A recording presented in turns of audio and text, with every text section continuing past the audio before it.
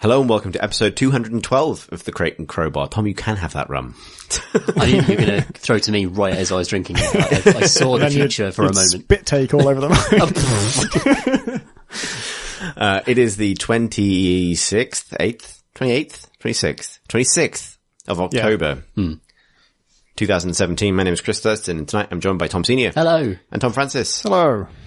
And Tom is enjoying his rum. Well earned after that intro.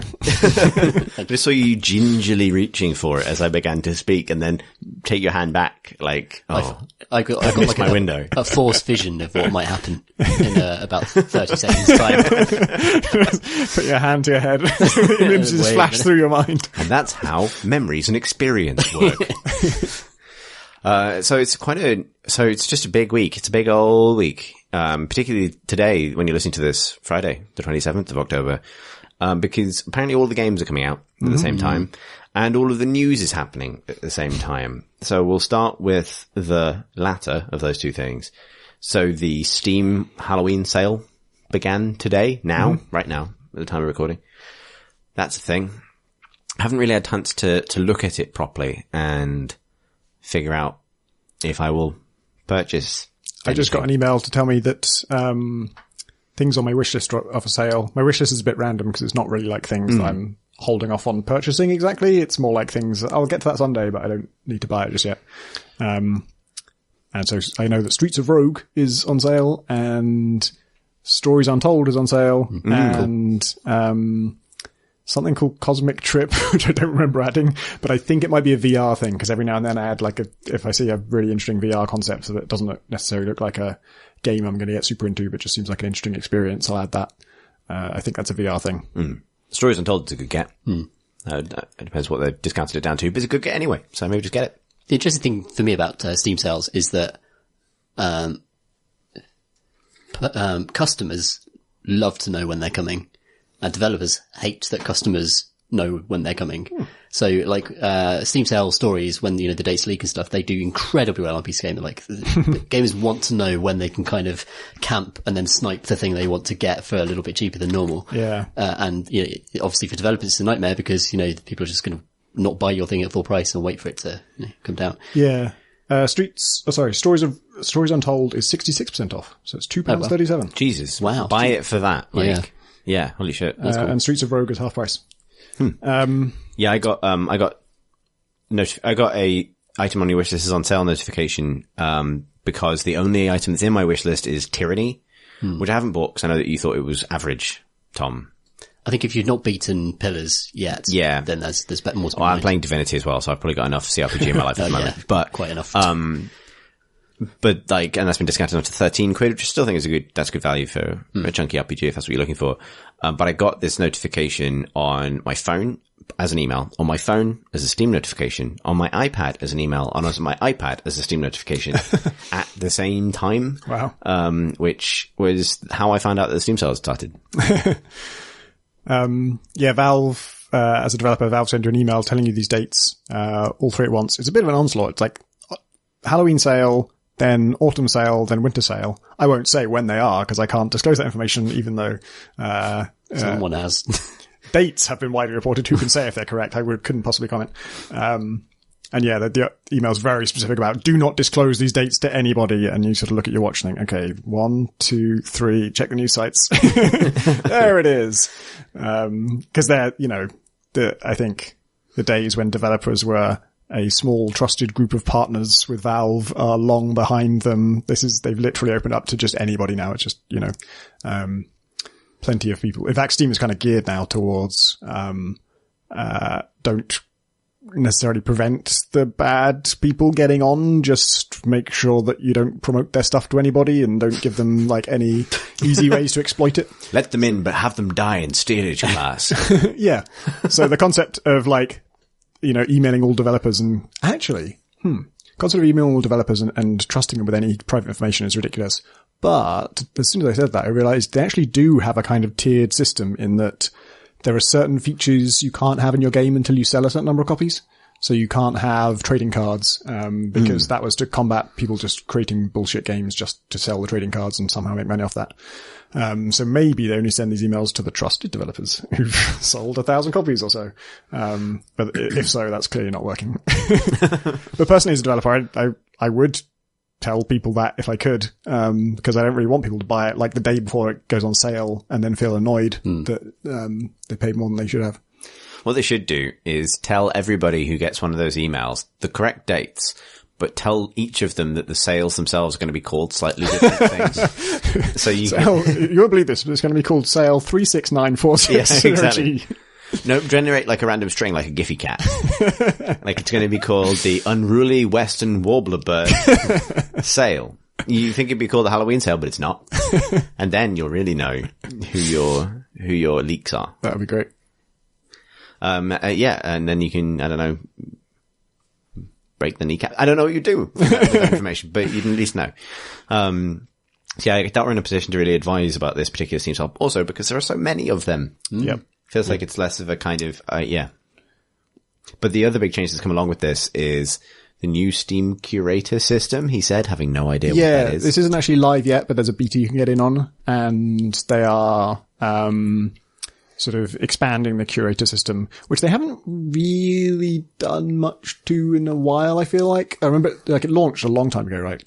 I want to say more than 2 years ago. Yeah, ages ago. It must have been more than 4 years ago, because I was a journalist, I think, when it launched. Does that sound right? We've had a Create and Grow one for, we've not updated often, but it does exist. Yeah, like, I think once upon a time, there's an idea that every game we recommended on the podcast would end up in a Steam curation list. There's still some great games in there. It's a really good idea. I too, have a long dormant curator list, and I think probably about 60% of curators have a long dormant curator list.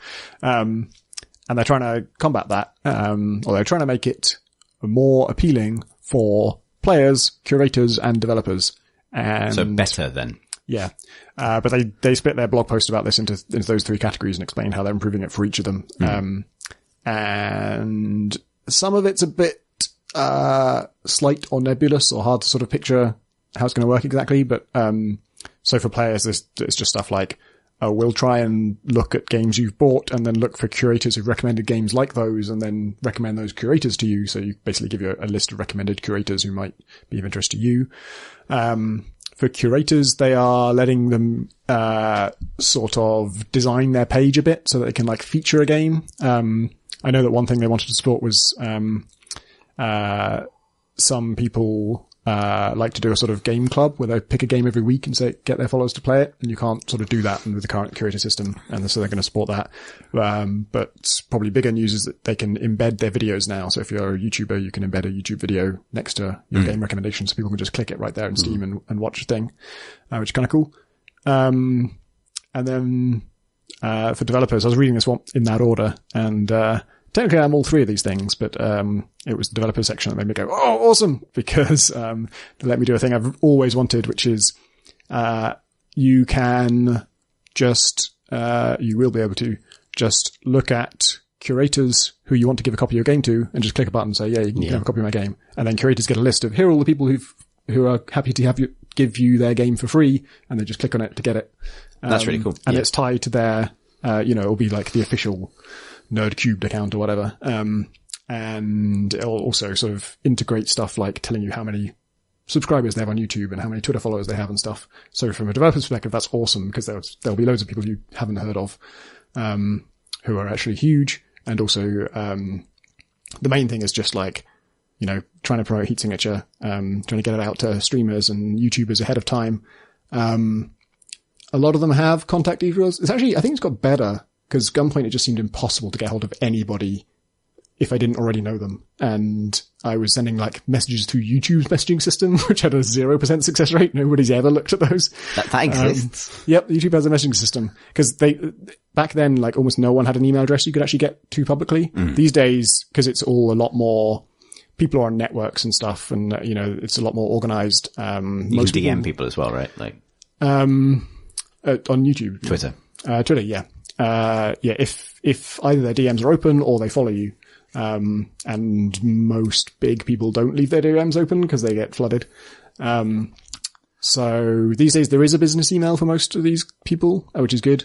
But, I'm sure 90% of them are just a sort of clusterfuck of spam and bullshit that they can't filter through. And I always thought, like, the thing I'm offering, even if you don't know what the game is or anything, if you knew the email was a free copy of a thing, for a large number of these people, it would be worth just glancing at. It'd be worth looking at 10 seconds of a trailer just to see, is it something I'm at all interested in? And knowing you have a free copy of it, if you are interested, is incentive enough to do that, I think. But my email is going to get lost amongst 100 other people who are offering them much less interesting things that, or not even offering them things, asking them to, promote stuff and, do sleazy deals or just outright spam. And yeah, it always bothered me, like, there should be a system for this. There should be some way they want the thing I'm giving them, or at least they'll be briefly interested in it. And I desperately want them just to glance at it just once. And, now hopefully there'll be a way to do that. Yeah. From most perspective at PC Gamer, this is potentially brilliant because we get loads of people pretending to be us and going to developers and PRs and, with a fake email address and saying that they're representing us. And we get loads of emails from PRs saying, is this legit? It doesn't seem legit. It's all spelled wrong. And the guy who's requesting a code is called Nobsaw's Kingslayer or something. So yeah, we have to say, no, that guy's not legit. But, the deputy art editor from 2000. The idea that, devs could kind of just give us their games directly through Steam, and we're like a verified account that people can just send stuff to is perfect. It's, more secure. There's less room for scammers and stuff. And plus it does, we get a lot of bizarre kind of, loads of games that we've just never heard of, and we'll get a PR email that says, hey, are you interested in having a key for this? And don't say what the game is even. And we don't have time to even respond to ask for a key, if you know what I mean? So just a direct feed, just directly to us would be amazing, I think. Help us a lot. Yeah, it's a cool idea. I hope it works out because, famously Steam has been a test bed for these kinds of systems that haven't done what they were intended to do. But they had, a fun little, joke in the post where they're talking about how they've improved it for curators. And one of the things they have, they're going to do is, they want creators to have more of an idea of what effect they had by recommending a game. Did it cause any more sales or whatever? So they're going to tell you that. And in the bit where they explain this, they say, now we know graphs solve everything. So we're going to show you a graph of that, which is, making fun of themselves for the histogram thing that they did to, highlight review bombing. Oh, right. Yeah. Pretty widely mocked as, because I think it was seen as Valve think this solves the problem, and, it doesn't solve the problem. It identifies the problem. Yeah. And, I personally, I don't think Valve thought it was going to solve the problem. I think we're just doing something that they could do easily that they knew wouldn't have a too big of a negative impact, which is always like the difficult thing when you're dealing with 165 million people or however many it is. It's like, what change can you make that isn't going to completely fuck it over for a huge number of people? I do find that interesting though, the histogram stuff. It's interesting to look back to it and just see how it correlates with news stories and with, forum explosions and that sort of thing. Yeah.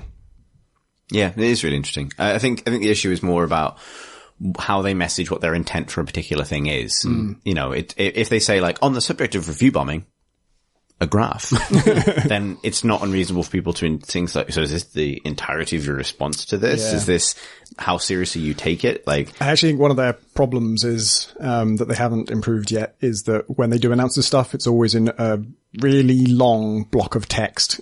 It's just, their blog posts are just completely wall of text. No, there's nothing accessible or sort of, inviting about them. And so the only people who read them are people like me who are really interested and invested in these changes. And probably, games journalists who write about it, hopefully. But then, of course, they're not going to rewrite the whole post. They're going to pick things that they think are interesting or that they think are controversial. Oh, look, this seems like bullshit. I'm going to talk about this.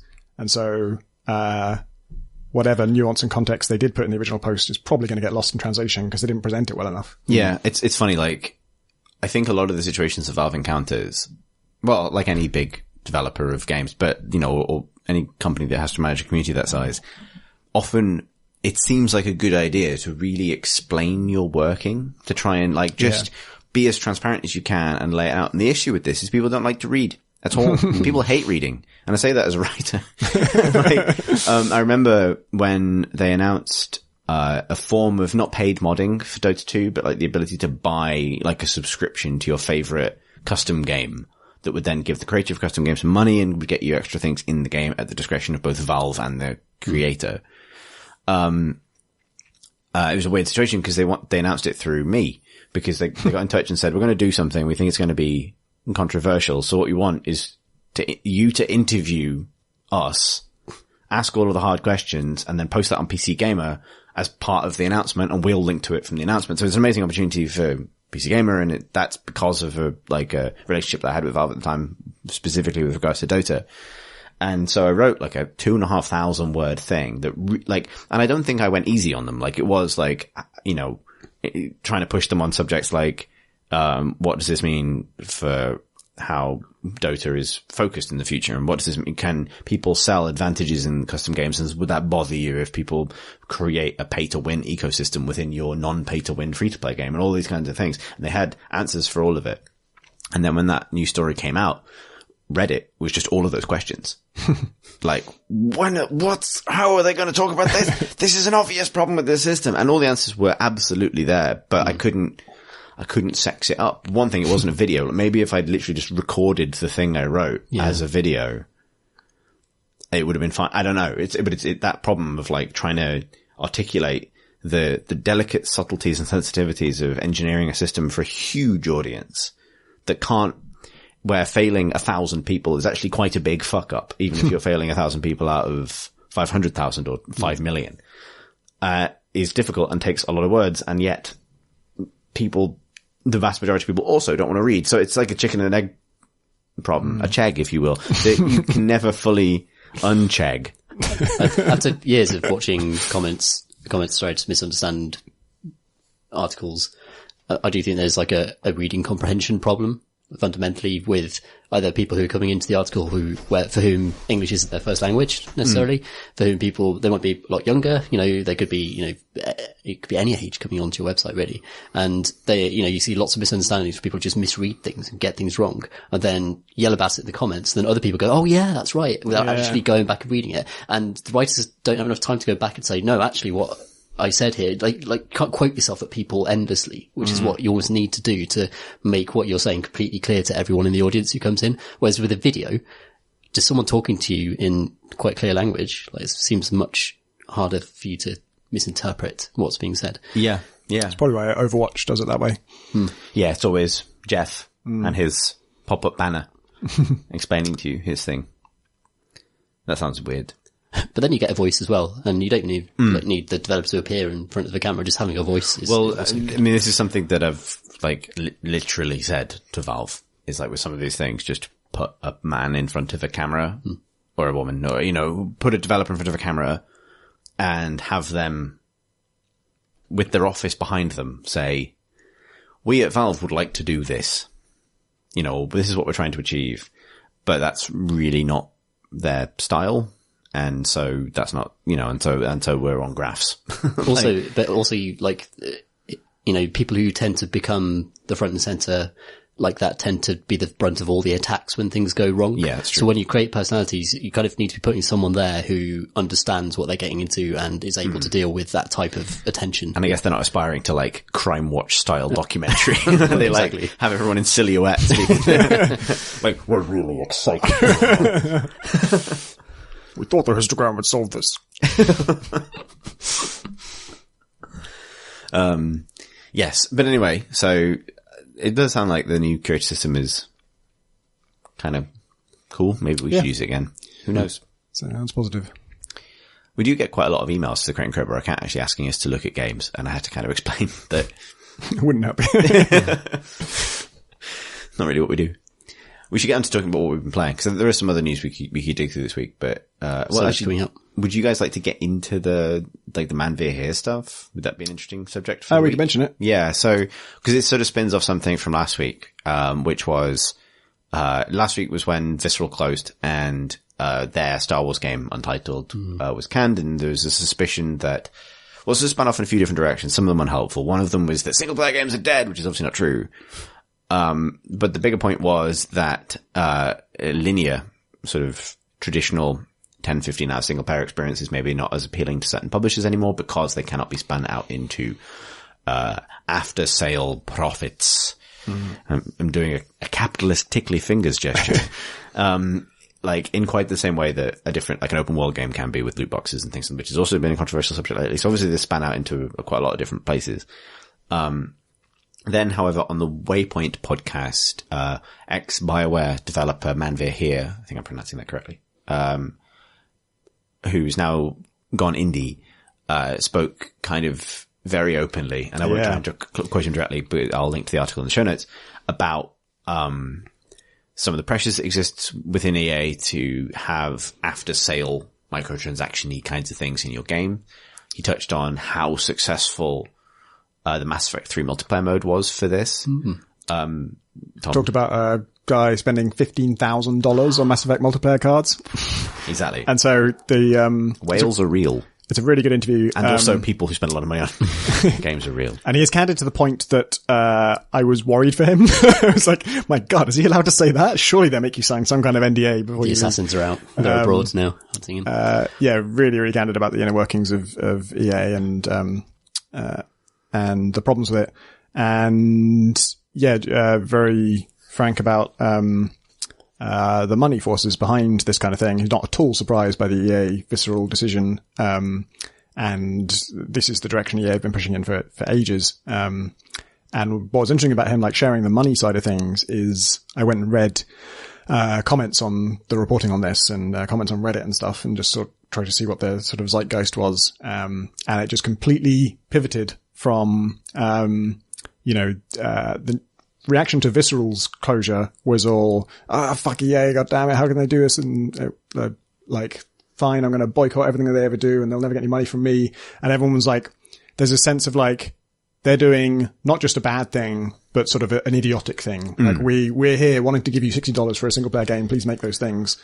And then, reaction to this interview after just having a glimpse of the numbers, it was all much more morose and introspective. It was like, God, there's just nothing we can do because there's no amount of us giving them $60 will ever compare to that kind of money. And it's just, people are starting to see it now more as a kind of almost like a class thing. Like, there are enough rich people spending money on these kinds of things that they now control the industry, and that it's leaving behind the people who are, paying $60 for an entertainment product is still pretty privileged. But there's, if that's all you're ever going to spend on it, you are no longer the target audience of EA. Yeah. And I think, maybe that's just a thing. Like, I want to pick this carefully, but like, I think it's a shame in this context that EA own BioWare, honestly. It's worth saying that that's sort of, the joke every time, well, not so much the joke, but the depressing fear every time EA buy anyone is everyone's expecting to be closed within a couple of years or ruined within a couple of years. And it's worth saying that didn't happen with BioWare. Like, they've had a lot of good games since EA bought them. No, but I'm going to posit. So I think there's also a publisher element here, and it's not to do with like, and I think I personally have been kind of slow to come to this in some ways, because this publisher, ex-publisher is evil, is such a kind of common comments thread, knee-jerk reaction. And I believe very strongly in the ability of game developers to do good work under loads of commercial pressures and external pressures, particularly in AAA. In fact, I think that is the skill of AAA, is making something good when all of when you're still at the whim of market forces and circumstances beyond your control. And actually, I think the inability to perceive that nuance is one of the things that makes the discussion around games a lot of the time so both toxic and unhelpful, because people don't like to factor in the commercial pressures that developers are under to turn a profit with their games and so on.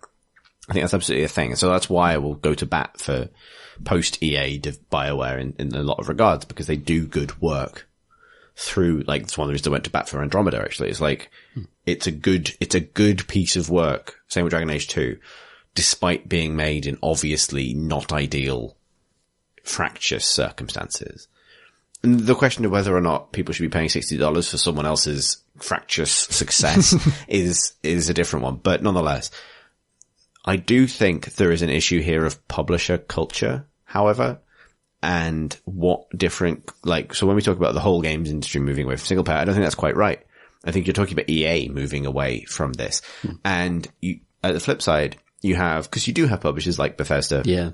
And we'll get onto this in a minute, but they're releasing a 10 to 15 hour straightforward single player game with no microtransactions today, as the time you listen to this. Ubisoft are a really interesting studio because they kind of do a bit of everything. They do the big AAA open world game. They invented that model by themselves. They both invented the climb a tall thing, see the map icons and don't go and clear up the map icons genre, then figured out how to put microtransactions onto it, but also create things like Mario and Rabbids, which is really interesting. They do a bunch of different things. And then you have maybe more like, an Activision is more like matured into like a service game kind of company in a way. Like almost everything Activision does at scale is a service game. You're talking about Destiny or Call of Duty or something like that. EA, I think, are at this tipping point in their identity between a company that makes traditional sort of games that you buy once and a pure service game company. And you're seeing it in kind of agonizing slow motion as you watch studios like Visceral who may have been picked up in a decision at a time when they were still entertaining the idea of doing traditional 10 to 15 hour games, and then get crushed in the gears, basically, of EA as it pivots in a clumsy metaphor to a different way of operating. And it's really shitty to have to see it in slow motion. But at the same time, I think the takeaway is just, EA aren't the company that I want to support if the experience I want to have is where I pay once. And that's, it's a shame if what you want is a Star Wars game or specifically for me, a BioWare game, because I don't know when the next time they're going to be allowed to make a BioWare game is really. Or at least not in the sense that I understand them. But once you accept that, it becomes a lot easier to not be kind of surprised and angry every time this happens. I don't know. I'd put a lot of this down to FIFA Ultimate Team.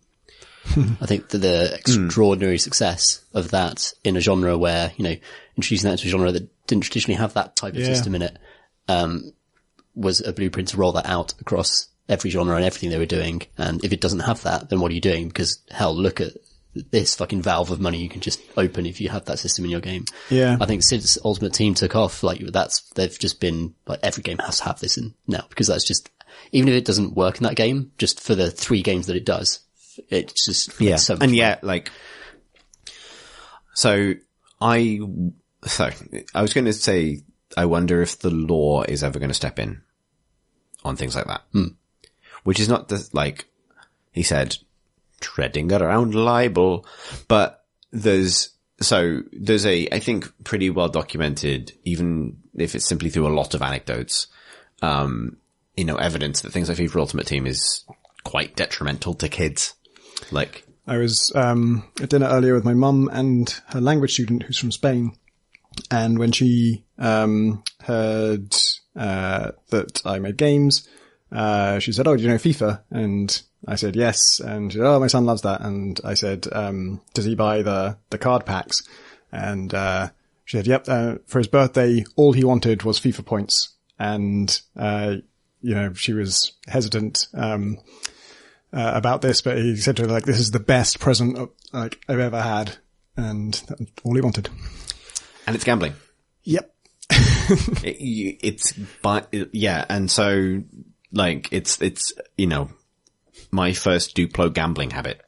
And there's kind of not a big way of getting around that. And he's 12, by the way. Well, okay, not Duplo then. Lego. I didn't mean that as a correction. I just, as context. Or Meccano, if he's cool. I think it's just FIFA now. I don't think there is a... Every kid who owned Meccano in the 90s went on to work for either Creative Assembly, PC Gamer, or Games Workshop. That's a fact. We've spoken about this precise topic on this podcast, I'm sure 3 years ago. I remember talking with Rich Sanson about this and about how almost poisonous it can be for like, young minds to be hooked onto this stuff and to have, to have easy access to it. And actually, I mean, it's been interesting to watch in the UK at least, more and more parliamentary questions being raised about it. There was one just this month, in fact, like they raised a question that will go into Parliament probably in the next month or so. And it's definitely gaining more and more traction as people sort of notice what's happening and parents notice what's happening. Yeah. I wanted to say, I wonder if one of the things that dents this attitude to game making is more modern legislation as government catches up with new technologies and new ways of distributing things and so on. However, this has also occurred at a time where my faith in the ability of government to legislate is not as high. I would say. I don't want to get into politics too much, but nonetheless, right? Like this isn't a time in the world's history where I necessarily expect super mature, forward-thinking regulations on, microtransactions within software to be something that necessarily gains huge amounts of traction politically. What I'm saying is that this is a perfect thing to exist in the cyberpunk dystopia that we are / Mad Max dystopia that we're rolling toward. It is incompatible with the Mad Max dystopia, so ultimately we're going to have to pick one of those two things.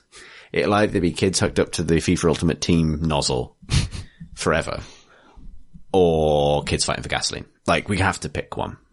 Which nozzle? I don't feel like we have yet. Which nozzle, basically? Is it going to output Ronaldo's? Or is it going to output pure gasoline? Pick a nozzle, kids. It's the future your parents gave you. Sunny thoughts. On that cheerful note.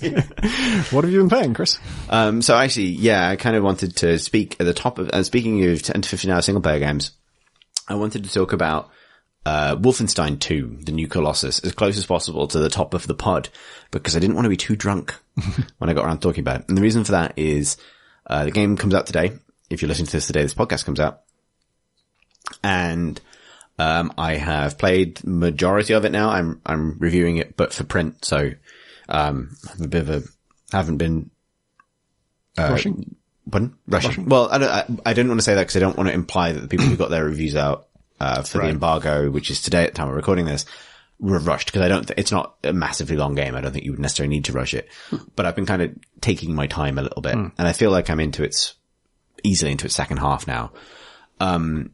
And I would also preface this by saying that, like, I really loved the New Order, like, went to bat for that game in quite a big way. I was, like, really sort of delighted by how well made it is, and by its kind of mad imagination, and its the fact that it reinvented Wolfenstein so successfully. Like, everyone loved New Doom recently as well, and that is a product of the same kind of run of Bethesda published successful reinventions of these kinds of games. In fact, taking a longer view, I think you could look at Bethesda's output as a publisher of the last couple of years as, like, probably doing more justice to the history of the PC FPS than, like, any other publisher by a long fucking way, right? You have a System Shock spiritual successor in Prey. You have a Thief spiritual successor in Dishonored. You have both Wolfenstein and Doom successfully reinvented in a modern way that captures something of their spirit. Like, that's a really good track record. And Quake Champions is supposed to be alright as well. Yeah, I haven't played it yet, but if they do Quake as well, then that's, It's amazing though, you're right. Yeah. Like, that's, maybe worth thinking about. Like, that's that's a pretty impressive track record. And I think, and so I was really looking forward to the new Colossus. I didn't like the Old Blood expansion for the first game, but that's because it felt like a step backwards. And it's been interesting today watching the reviews come out for the new Colossus, because it's gotten a lot of very glowing praise and some more, measured praise. Like, I like both Adam Smith's review for Rock Paper Shotgun and Sam Roberts' review for PC Gamer, which were both a little bit more kind of cautious. What did PC Gamer give it? 81. Which is 3 points less than I gave the first one back when. I think, and so I've beaten around the bush quite a lot, which is to say, I really don't know how I feel about the new Colossus, which surprises me because I loved the first game, and there's a lot of complicated reasons why I think that's the case. So to start with the good, I think that there are very few companies, like Machine Games have done an amazing job of just the technical aspects of building a shooter. Just to start with the driest possible stuff. Like, it looks phenomenal, and the animation is phenomenal, and things like the inverse kinematics of the way your body moves when you look down. Like, there are so many things it gets right. Like, and Brendan Jung's gonna love this. yeah, there's just design expertise in every inch of this thing. Like, as a technical work, it's very, very impressive. And that then builds out into an art style that is still very, very striking. Like, this idea of, so if you're not familiar with the new Wolfenstein games, it's the 1960s, the Nazis won the war, and you're looking at the kind of dystopian version of the 60s that creates. And the Nazis have very advanced technology, so like airships and cyber dogs and robo-men and lots of other things. And that all looks great and is beautifully animated, as are the guns and the tech that you pick up. It is like a gorgeous looking thing. The other thing about it that's very impressive, honestly, is the kind of cinematic presentation, both in cutscenes and outside of cutscenes, of just situations and people doing things. There's a sort of attention to detail in terms of how it depicts situations that is genuinely fucking great. Like, and I want to put that up front because I have real problems with it. But up front, like, there are just little bits of technique that are genuinely startling. Like, there's a moment, you know, a lot of things happen to you in first person in this game. Some of them are fucking horrible. Like, really horrible in ways that I want to get to. But like, this is a game that, through using only sound and very subtle animations and subtle adjustments to your perspective, can make you feel like someone is pushing the hot barrel of a pistol into your mouth. It's really weird that they have pulled this off, but I don't want to talk about what I think of the game's fault without also thinking about like some of the extraordinary things that it gets right, and subtle things as well. There's a moment where BJ, and it's still funny, that's his name, can I quickly interrupt? Yeah. There was a brilliant little line in Pete Hines' interview about the marketing and relevance of this thing, in which he was trying to talk about how Nazis were bad, and the way he chose to phrase it was, we won't apologize for what BJ stands for.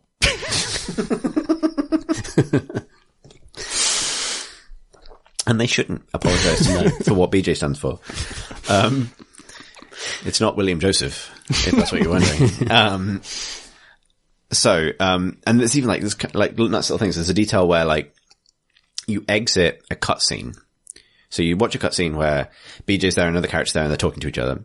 And at the end of that cutscene, he turns away from her while still looking at her over his shoulder. And he's wearing a leather jacket with like a sort of fur collar, like a wool collar kind of thing. Like a bomber jacket. Like a pop collar. Right.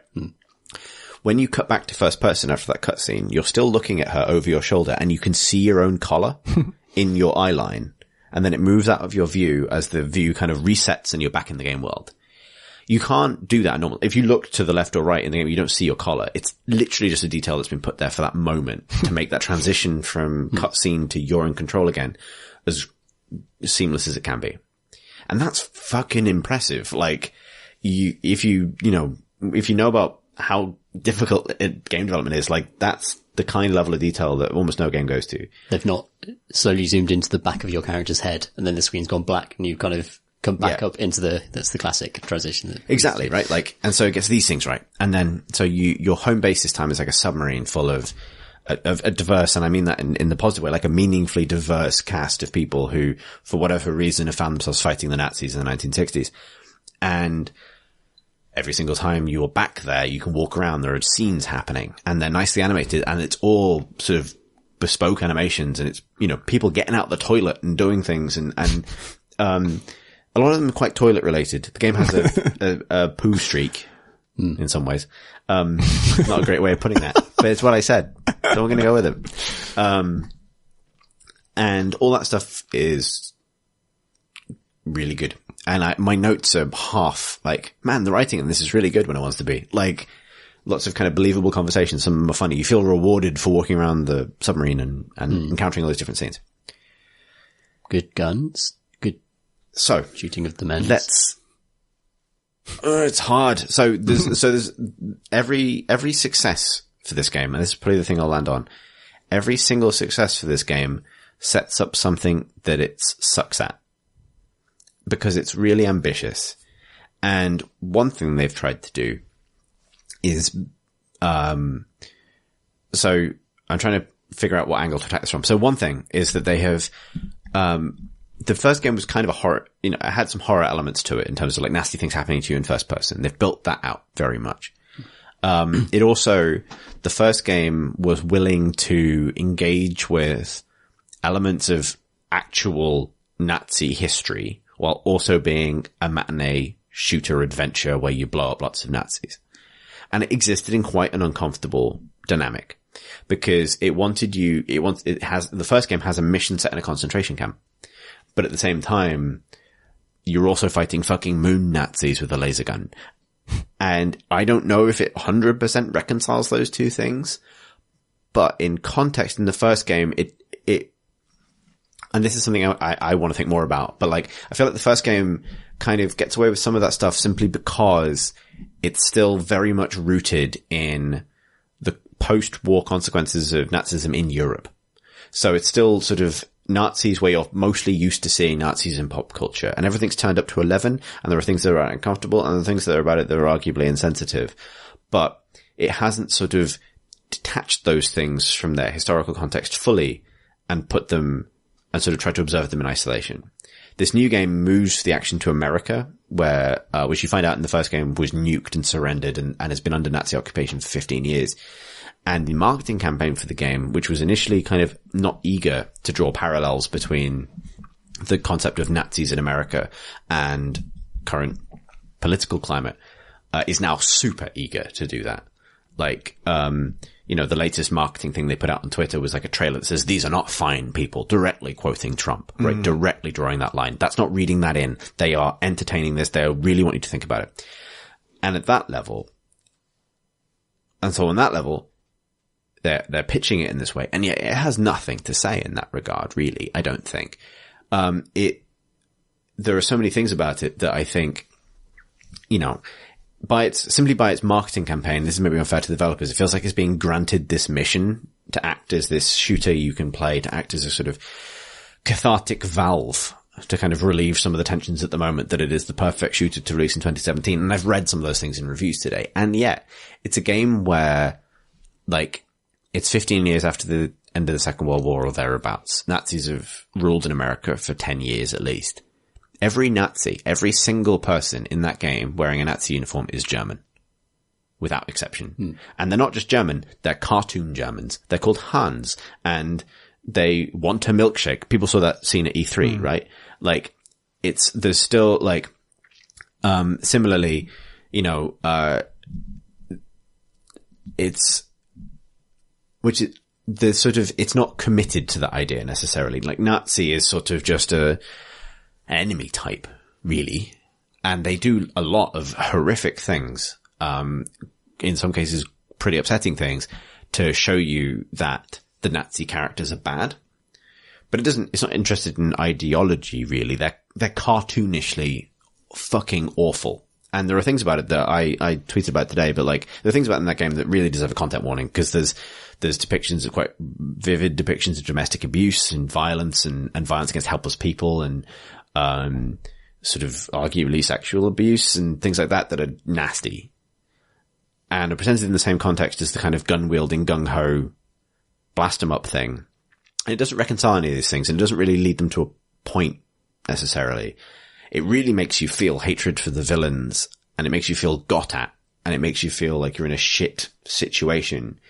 But I'm not sure it justifies the claims of the marketing campaign that this is in some way a reflection of real politics, because while obviously clearly racism is real and abuse is real, and the game says these things are conducted by people, not monsters, all the game ever really shows you is monstrous people in a strange uniform with an army of robots and dogmen that are coming, you know what I mean? Like, it's interesting. I mean, the marketing campaign is obviously extraordinarily opportunistic. They've jumped on this moment and found an angle almost at the last minute, it feels like, based on how that marketing campaign has turned in the last few weeks. Yeah. And also, given the marketing campaign and the time we live in, perhaps we're reading more into the game than we might otherwise have done when the first game came out, for example. Yes. That we're actually looking more for meaning because these forces are actually back in our lives. Yeah. And so I think some of the, basically, so I appreciate that I could probably bang on about this, and I actually don't want to, because I want to get this almost out of the way because it's such a complicated subject.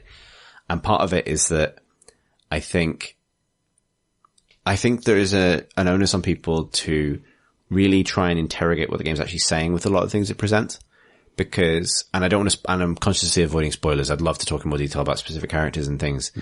I don't, personally, for me, neither this game or the first game was particularly good at articulating the complexities of these issues. And that's not in a both sidesy kind of way. That is in fully actually understanding the human consequences of these things rather than having them as a kind of revenge fantasy where, it's just kicking some ass and feeling better. However, in this case, in this game, what they've chosen to do is to drill down more into the really nasty side of life, I think. Beyond simple, like, Nazis are bad, good guys are good, into like, depictions of actually quite upsetting abuse, which I don't think they've really earned, if that makes sense. And I think there's a style over substance argument to be made. It's quite similar to the way I feel about GTA, actually, where I think the cinematic ambitions of Rockstar have always led to something that looks like it means something, but is actually just a depiction of cruelty for its own sake and for its shock value. And I think that's a shame because I think machine games are obviously very intelligent writers. They have very intelligent writers. They write humans really well, but I don't think they engage with the humanity of the audience. I don't know. Like, that's a huge nebulous thing. And there's an issue here, I think, where games are butting up against some of the limitations of the medium, where if you want to be a Nazi blast and gung-ho shooter and also say something about parental bullying, then you've given yourself a tonal bridge to cross, however you're going to choose to cross it, and there may be no right answers there, and so on. I also have some questions. Like, I'm really looking forward to seeing more perspectives come out about this game after it's out, because it's being praised, I think, rightly for its diversity, and I think that's a thing, right? Like, it's so rare to see this many you could point to this game if you'd had your head under a pillow for 10 years and you came out and you saw this as a change in the way that games depict women and people of color and so on in this year, you probably would appreciate how far things have come, because it's a much more diverse cast and it speaks much more intelligently about race and the language we use to describe gender and so on. However, at the same time as it does that, it also uses every single stereotype in the book. And it does both of those things at the same time. And I think it's really challenging our critical ability to process that happening at the same time, because you want to praise it for including such a diverse cast, and you want to criticize it for the fact that every member of that diverse cast sort of behaves according to cinematic stereotypes about the people that they represent. It seems like they've stayed true to the kind of pulp roots of the New Order. Yeah. In that, pulp is all about, just get a character in a page and then the next page they're, saying things about themselves. Maybe that's clashing with, I've not played it, so. Yeah. I think that's right though. I think they're trying to apply that kind of pulpy grindhouse sensibility of the first game to a much bigger set of issues. And it's not quite the right fit, because in some ways you want to give these characters the ability to be free of the grindhouse, basically. That's a bigger subject. And honestly, it's one where I want more different perspectives on the game. Because while on one case it's to be commended for having a very prominent, sort of black woman in a leadership capacity in the resistance, and that character is really interesting, and the game depicts things like breastfeeding that games don't tend to dwell on. But there are elements that I feel are drawn from grindhouse action, and depictions of race and gender and so on, that I don't know. It's a big fucking mess of a thing, I think, tonally. And fascinating. Way more interesting than games normally are in that regard. But is that a good thing? I've been skimming reviews, and I will read a paragraph about how sort of sophisticated and powerful it is, and how it speaks to these big themes and has characters you love. And then the screenshot above it will just be like what looks to me like a Warhammer Terminator with a tomahawk in his head, and the player's holding 2 giant automatic shotguns. Yeah, exactly. This has a tonal contrast. Like it knows it as well. It's smart enough to know it, and it's smart enough to, it's a weird thing, and I'm still sort of getting my head around it. Like, I feel like it exposes the weaknesses of games in some ways, because I think a lot of I think if you transplanted half of its scenes into a film, they would be laughable. But they kind of work in the context of the game because of how ridiculous everything is. But it's still, I don't know. And I think to sort of dial things back into more material kind of useful thing, and maybe to get your point about like, is the shooting good?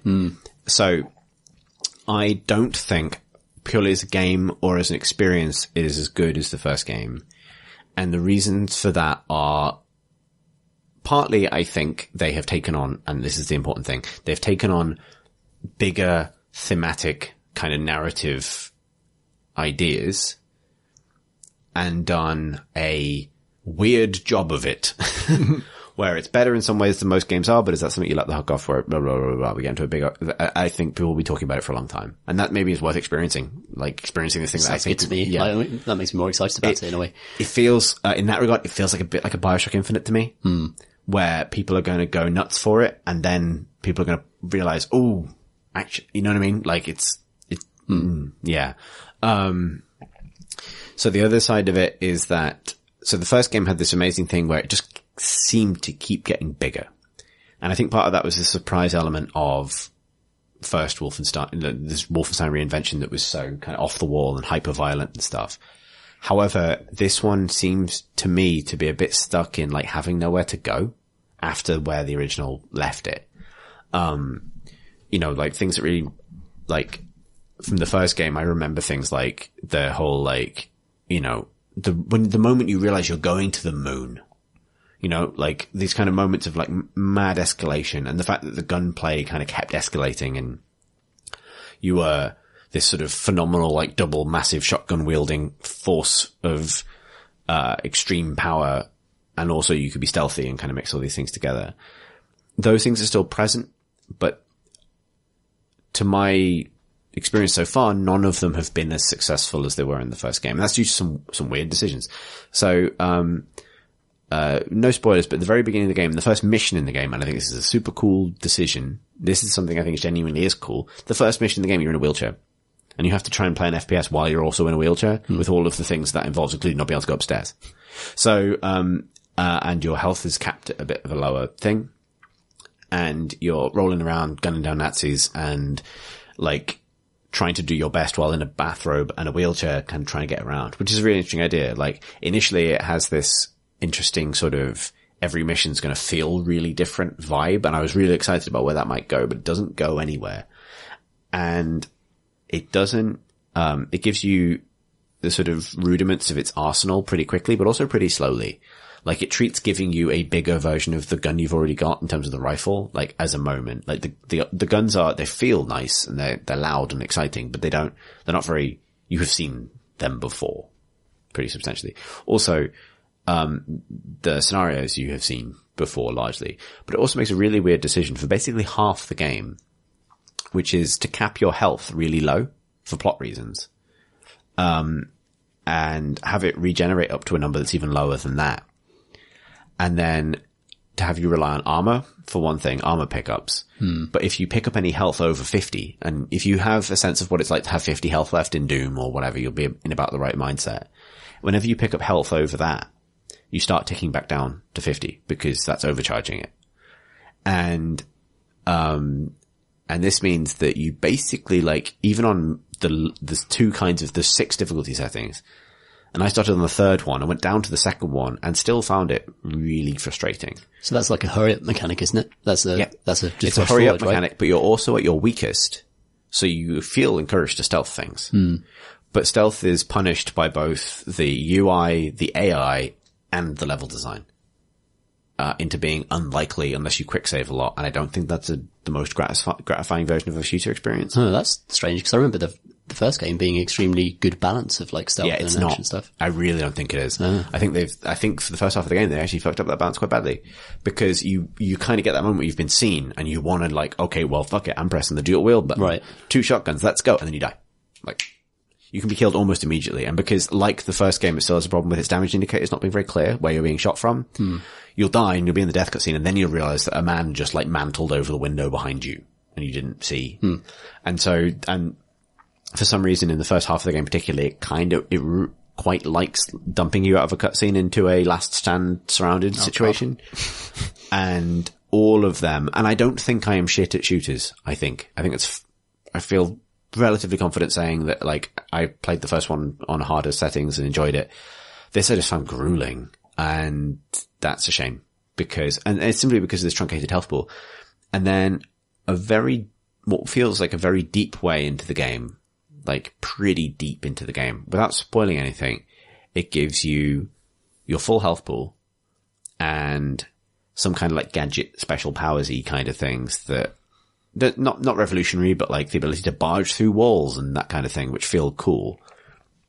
And it's way better and way easier, which is a really weird arc for a game to have, because it means that like I was pretty sick of it by the time I got to that point, and I loved the first game, and then suddenly it got better, but now it's on its downhill slope narratively. Like I'm getting towards the end now and it feels like it's only just started. It's a really weird decision, I think. Like it could have started where it gets to halfway, if that makes sense. And there are some interesting surprises along the way and kind of plot things and cool moments and things like that. But like, it feels like that bit they committed to at the beginning of the game, like we're going to make you feel powerless but also powerful at the same time by having you be a bathrobed man in a wheelchair trying to save the day, is overextended into the first half of the campaign in a way that actively hurts it as a shooter. Like, clearly this game was designed in a sandbox way with 100 points of health as its, value we expect the player to have-ish most of the time. So to half that, I don't know, it's a point I've dwelled on a lot, because I found myself DMing people who I knew were reviewing it to ask them if my game had bugged. Like, was I supposed to get the rest of my health back? That kind of thing. And this is the sort of thing I would always hesitate about writing in an online review, because you end up getting get good, get better at it kind of thing. But it seems like such a weird design decision to me. Have like health pickups everywhere, but every time you pick them up, the number starts ticking down. So you feel pressured to do something. But if you do something, the person shoots you and they strip their armor away, and then the next guy kills you. So you almost have to ignore them. I don't know. It feels like the playstyle it wants you to adopt is completely at odds with its presentation. And there's probably an argument to be made that it's more effective as a kind of role-playing experience, because you want to think you're powerful, but you're actually not. But I mean, there's literally a moment in the game when the electric guitars kick in and BJ says something like, "Come on, Nazis, show me what you've got." And then I did that section like 11 times before I found the correct sequence of pillars to hide behind where I didn't get one-shotted by dudes. Wow. I don't know. Damn. Yeah. Yeah. And yeah, it's one of the most technically accomplished games I've ever seen. Like, interesting. Yeah. I've got to play this now. Yeah. So, people should, interesting. People should play, so people should definitely play it. If only from people are going to be talking about this kind of way. And the craft is tremendous, but I have this sense that like, we're getting to a point with games creatively where craft isn't simply enough, you know? Like, and that extends to things like writing. Like, really well-observed character writing isn't necessarily enough without a strong moral center. And it doesn't have to be moralizing center, but like a central idea to kind of orbit around. And I'm really not sure what this game's central idea is. And yeah, in order to be more, I don't know. So yeah, definitely play it. The only thing I would say to caveat that is that I had no problem with the first game in terms of content, and I'm lucky to be a person that isn't likely to be specifically upset by certain depictions. However, I find this uncomfortable. And partly that's due to some of the very impressive kind of horror cutscene design that I've mentioned, but some of it is just due to content. And I said this on Twitter and I said it in the Crate & Crowbar Discord, but I would say it again. Honest to God, if you are a person who is likely to be upset by relatively realistic depictions of domestic abuse, animal cruelty, parent on child bullying, weight shaming for some reason, then I wouldn't blame you for just not playing this game, because the benefits of doing so do not necessarily outweigh being genuinely confronted by something upsetting. Can you skip the upsetting stuff? Oh, maybe you can. I don't think so, no, because some of them are like half-controlled cutscenes. I don't have any sort of specific triggers, but I just don't like torture and I don't like sexual assault and stuff like that, and I will skip it if I can. Yeah. No, I don't think so, because a lot of it's in like you have semi-control over where you're looking type kind of. So it's not as. The thing that reminds me of this the most is Hotline Miami 2. I hate to bring that up because I fucking hated that game and I don't hate this game, but like. It's the same as similar, it feels like a similar case of like, love first game, second game, just put some steps the weird way, like Hotline Miami 2 with its toggleable sexual assault scene and wonky level design. But yeah, I don't know. It's getting like 9 out of 10s everywhere and I really don't know. But yeah, maybe I'll return to it next week when I've finished it and hopefully gotten some thoughts down. I'm also writing some things for various places about it. So hopefully I'll just try and figure this out. But also I think it'll be really interesting to see more perspectives come out after this initial wave. I think we should hand over to talking about the least troubling shooter. Yeah, you're saying that, maybe it's good that, games have a moral core, or at least a thing to say. And I don't know what Destiny 2 has to say other than space is fucking cool.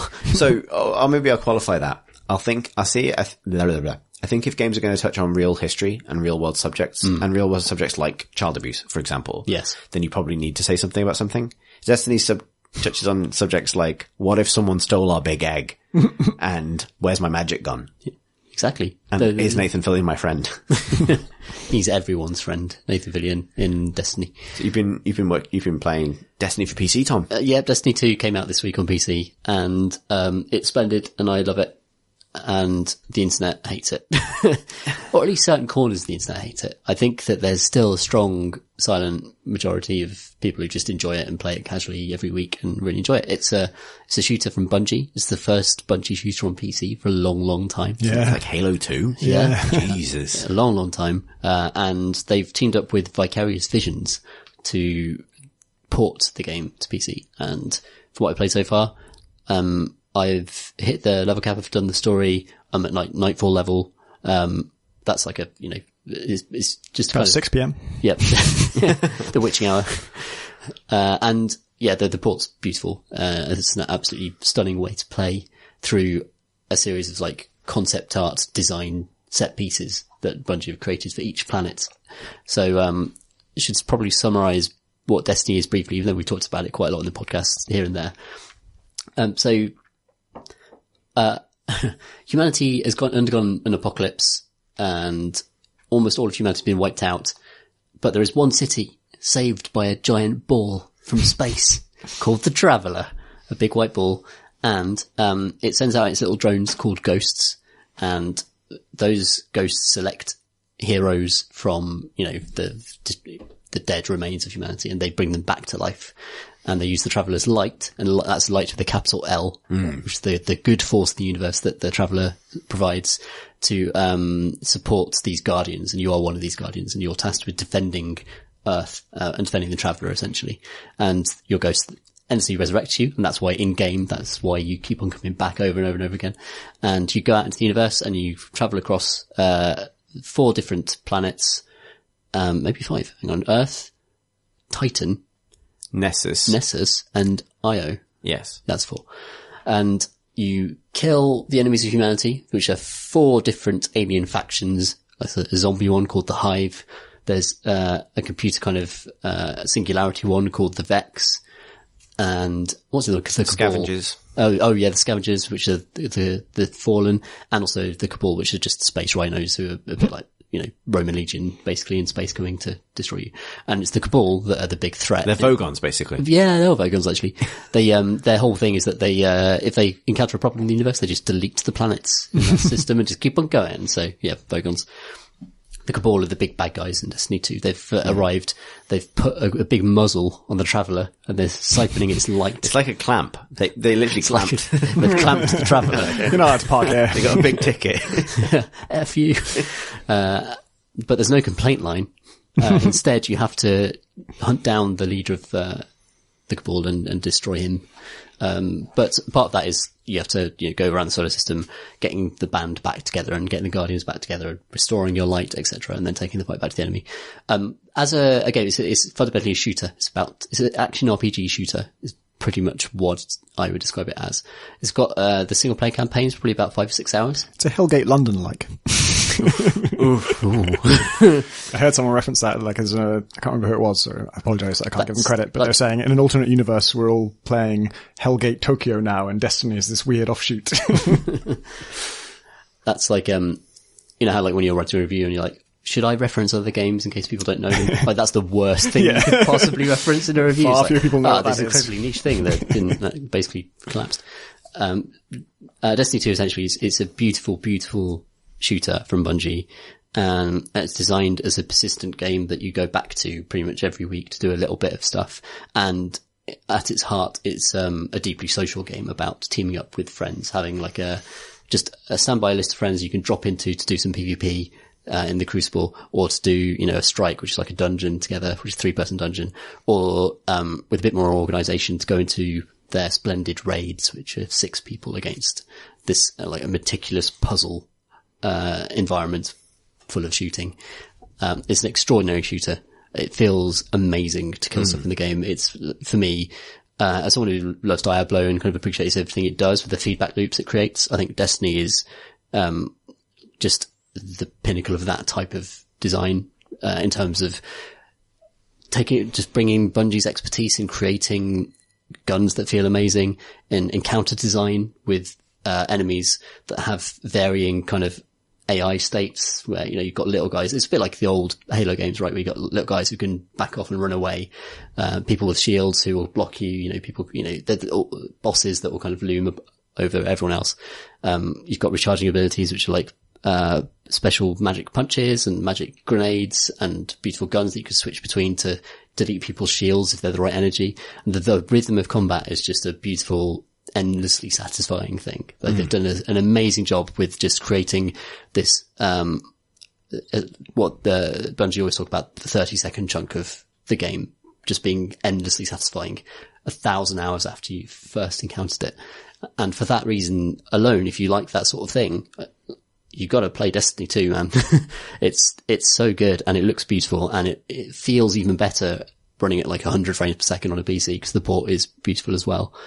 And if you like cool sci-fi shit and seeing amazing vistas and flying through space, going to Titan and seeing the arcology, which is this golden age, human construct where, I don't want to spoil it. I mean, that reveal is great. It's so good. And big ol' sea snake. And yeah, big ol' sea snake.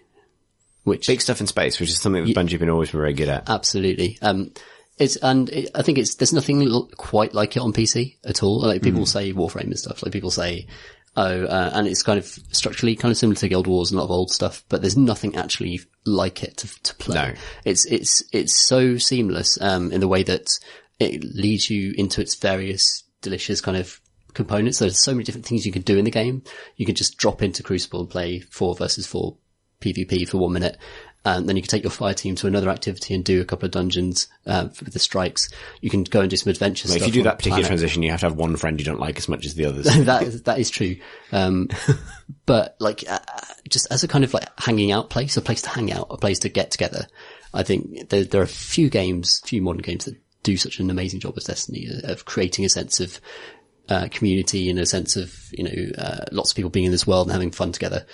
And a lot of that is because they don't let strangers talk to one another unless you opt in to whispers and stuff.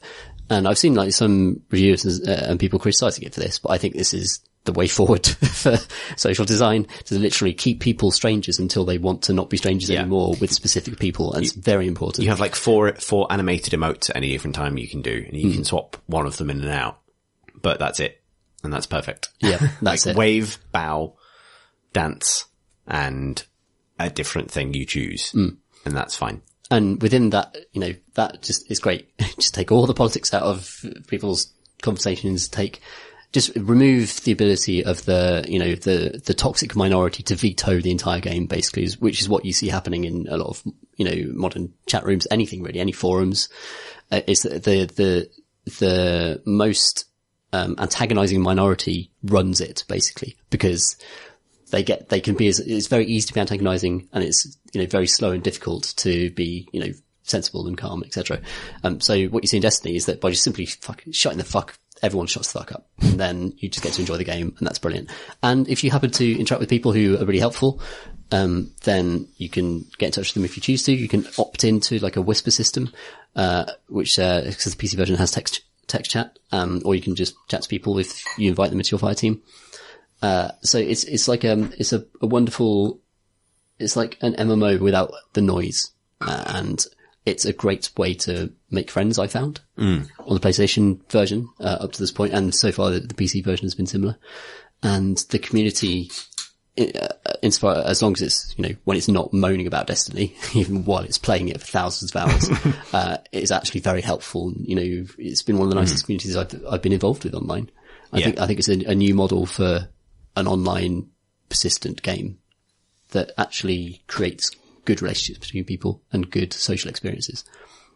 Kind of curious about it, because I bought Destiny on PlayStation 4 kind of planning to get into it. And I played up until the first town, got to like a first place where you see other players. And then I did like one mission after that into a forest, and I got a shotgun. And it wasn't grabbing me at that point.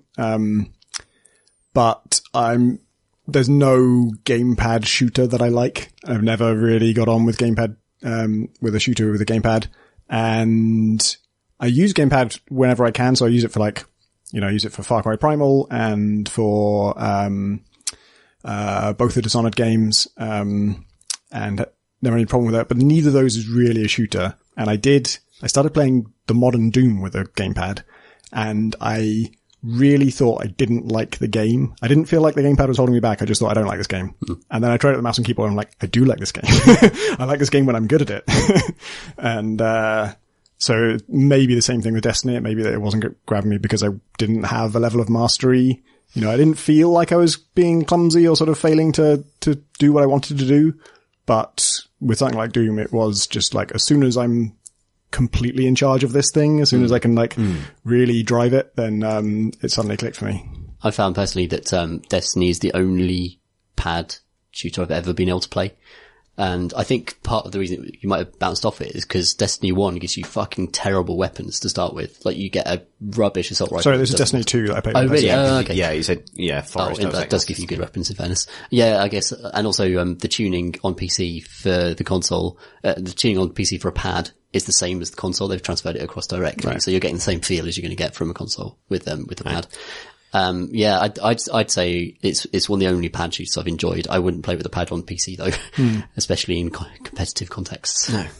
Which one are you going to stick with, Tom? I say this is someone with a vested interest in you sticking with PS4. I mean, I'll certainly play on PS4. I think the interesting, to get on some of the criticisms of Destiny actually, is that when you reach a certain point, you basically stall. And I've hit the point where I've stalled on the PS4, which is bad in the sense that I'd have no need to go back to it, but it's good in the sense that if I want to raid with people, then I can jump in because everyone's going to be at the same kind of plateau. Yeah. And the game does run out of steam, past a certain point. I think past a point that it's well worth your money and time if you like shooters and you like sci-fi shooters. I think that if you buy Destiny 2, you're going to get just a really thrilling 20 to 30 hours before it starts to run out of steam. And also there's more DLC and stuff due in December. Yeah. And to come further on. And actually, Destiny 2 reset, Destiny as a franchise, basically. So the first game had like loads and loads of expansions, had loads of planets and loads of kind of locations to go to. And they put it all in the bin. All of that, which is still a kind of such a stunning decision in some ways, that they had all those environments that looked beautiful and played really well, and they've just gone. And I think that's what's upset a lot of Destiny 1 players who felt like that was their solar system. Now it's been replaced by this one with less stuff in it. And so I can see where Destiny 1 players are coming from when they feel frustrated by it. But, as someone reviewing it for PC for Destiny 2 on PC, where Destiny 1 wasn't even out on PC, like, you gotta recommend it as a quality shooter of this type, of an action RPG of this sort with great social qualities. Yeah. Destiny 2's, it's a lot more, I think I can kind of see both sides on this, because I was a obsessive Destiny 1 player, and, I have, taken, like, for various reasons, like, it's been like 3 weeks since I've seriously played Destiny 2. And when it came out, I was like, this is the only game I'm going to play for the rest of the year. Because it is great.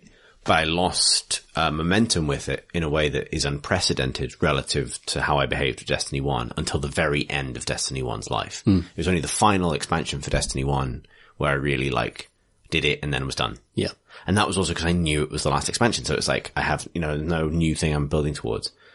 And so I can sympathize with some of the, not disappointment, but some of the sort of feeling of aimlessness.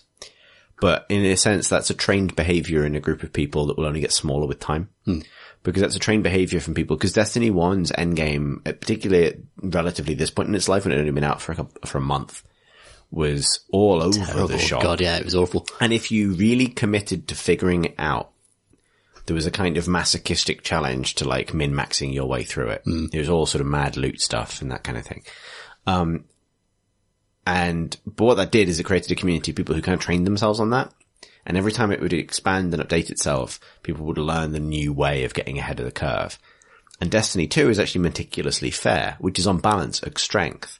But it was like all these people who'd been trained to kind of climb the steepest hill they could find, suddenly find themselves on a flat surface. And we're like, oh, like, my massive calf muscles are for nothing. This analogy got away from me. Yeah. But, sorry, Chris. There's a genuine philosophy shift with Destiny 2, because, Destiny 2 says that no matter what you do in the game, whether you're just playing for like 1 or 2 hours a week, if you want to join a clan, if you want to just like fluff around on planets and kill stuff and do public events, or if you want to do the hardest stuff in the game, you will eventually get all the gear. That's, I think, one of the clear differentials between Destiny 2 and Destiny 1. And one of the things that has most irritated the hardcore of Destiny 1. The idea that the raid gear doesn't belong to you if you don't raid. Like that type of mindset. But I think that mindset is a hangover from the age of World of Warcraft, the age of those MMOs that would put the best items behind barriers and barriers and barriers, hundreds of hours of content. And I love the game that, let's say you've got a kid and you've only got time to play an hour a week, that eventually you'll see all that stuff. Like that player for me has as much right to see all the best loot and gear in the game as someone who has time to devote all that time to raiding and, repeating content. I agree. I think there's a really interesting and complicated trade-off here, however, where, so one place this is most keenly felt is exotic items. So exotic items are a concept that's really interesting and kind of unique to Destiny, I think, in terms of loot. So Destiny, like every game that followed World of Warcraft, has World of Warcraft's way of differentiating between loot levels. So you have common, uncommon, rare, and so on, right? Like items. But it also has this category of exotic weapons, which maybe I think WoW did have, but basically they have a yellow background and they're not sort of generated, they're unique kind of designed items that do something unique. And you can only ever equip one exotic armor piece and one exotic weapon at a time. So you have to make some decisions about what you're going to equip and what you're going to specialize in. And in Destiny 1, these are things you didn't encounter until the late game. And they were genuinely special because I think Bungie were learning how to be MMO developers and they experimented a lot. And they were willing to put some really wacky stuff in the exotic weapons. Yeah. So you had a exotic sniper rifle called the Icebreaker, which was this giant railgun that regenerated its ammo over time. And you had things like the Galahorn, which was a which is probably the most famous Destiny weapon, which was a missile launcher that fired a tracking missile that split into smaller tracking missiles as it fired and did a huge amount of damage. A pistol called the Thorn that gave a huge damage over time effect. And I pick out those three in particular because they all broke the game at different points. Icebreaker broke the game when they introduced special weapon, which would be sniper rifles and shotguns, ammo limitations to PvP.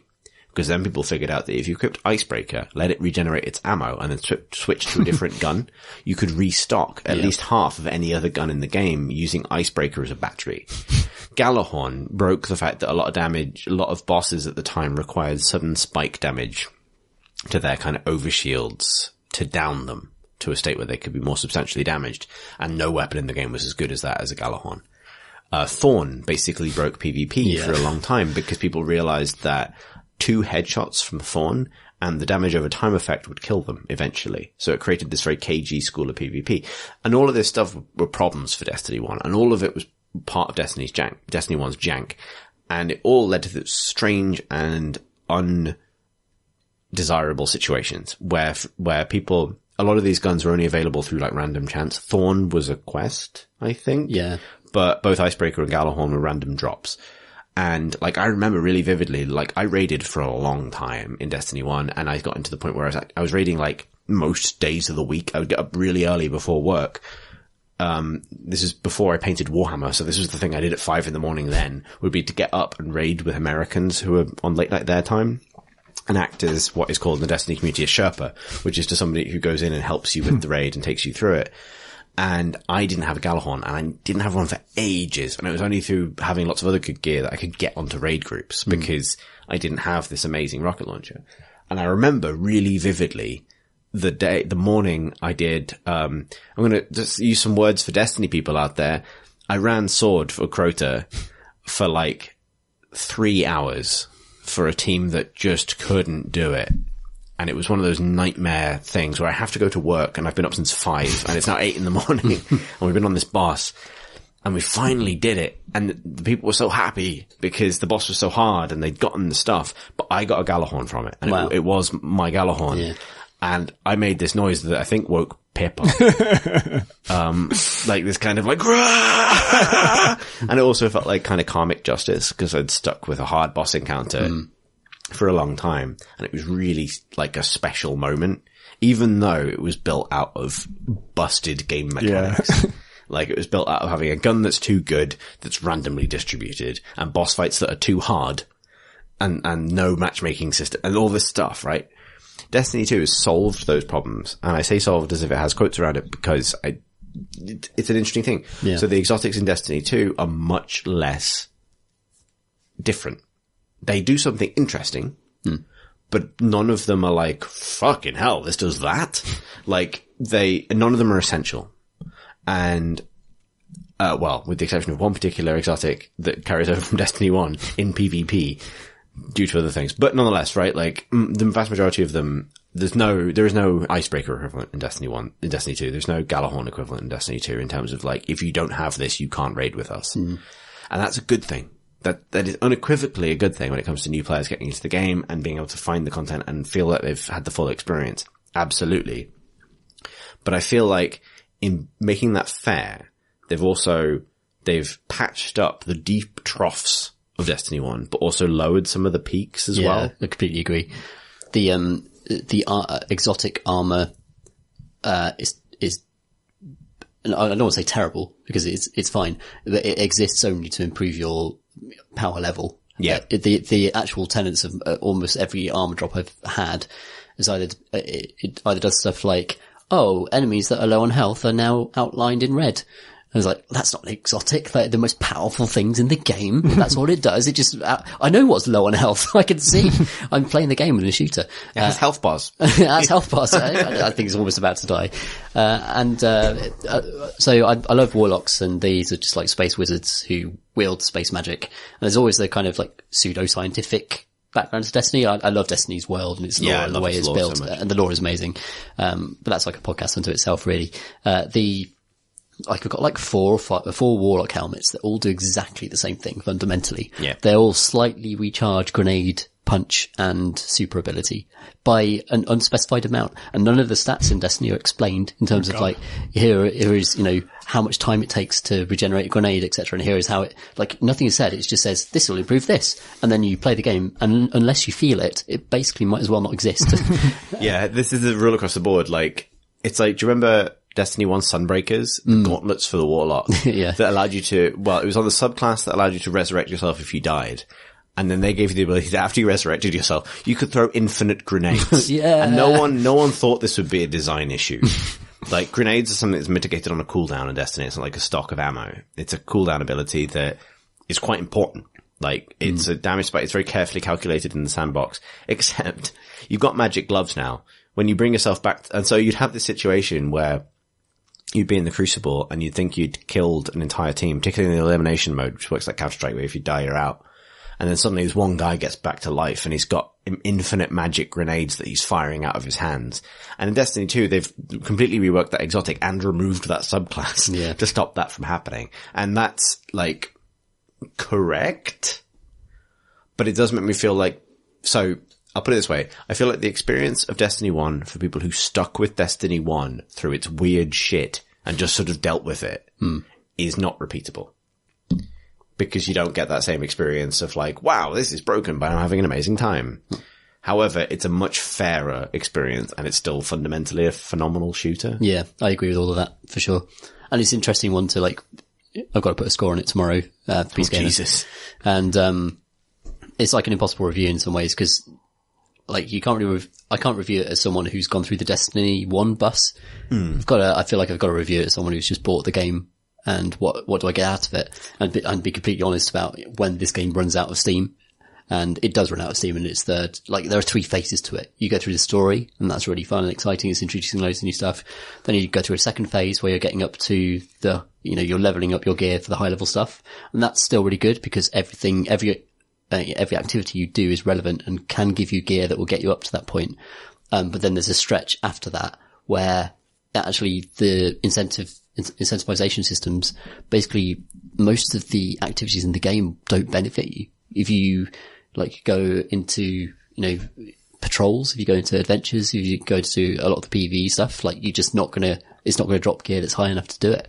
So there's some weird design at the very top end of that game that actually invalidates a lot of the content they've put into it, which I'm sure they will resolve because, Bungie, God help them, do change things. They reinvented the first game like 3 different times. Absolutely. I expect the same thing to happen with Destiny 2 according to player complaints, basically. And I think it's a wonderful thing. I think it's a wonderful thing to get in at the ground because, I have such fond memories of Destiny 1, the way it evolved and going into various different raids and getting back together with old friends to do a new piece of content. So, as a kind of persistent experience, I found Destiny 1 extremely rewarding, and Destiny 2 is going to follow a similar pattern, I think. And for that reason, if you like that sort of game, it's worth putting up with the frustrations to enjoy that arc over its lifespan. Yeah, I would stress that like Destiny 1 is easily in my top 10 games of all time, possibly top 5. Yeah. Like, the highs of that game were incredible. The raids are splendid. Absolutely extraordinary. It just, I've not tried the new raid yet. I will as soon as possible, but it's like the raids of Destiny 1 were as maddening and difficult as they were, just such sensational co-op challenges, some of the best co-op experiences I've ever had in a game. Yeah. And only Destiny has done that. And it's by marrying a lot of, action RPG progression systems with an incredibly talented studio of, shooter designers. And they've done a great job with the port. So, I mean. Yeah. I think something that's worth considering is that, so a really interesting thing about Destiny 1 was it had a sort of underwhelming single player campaign, that then kind of gave way to the end game. And it did 2 things wrong, which was A, the single player campaign was confusing and underwhelming. Only makes sense in hindsight after you've dug into the lore later. Yeah. What the fuck happened?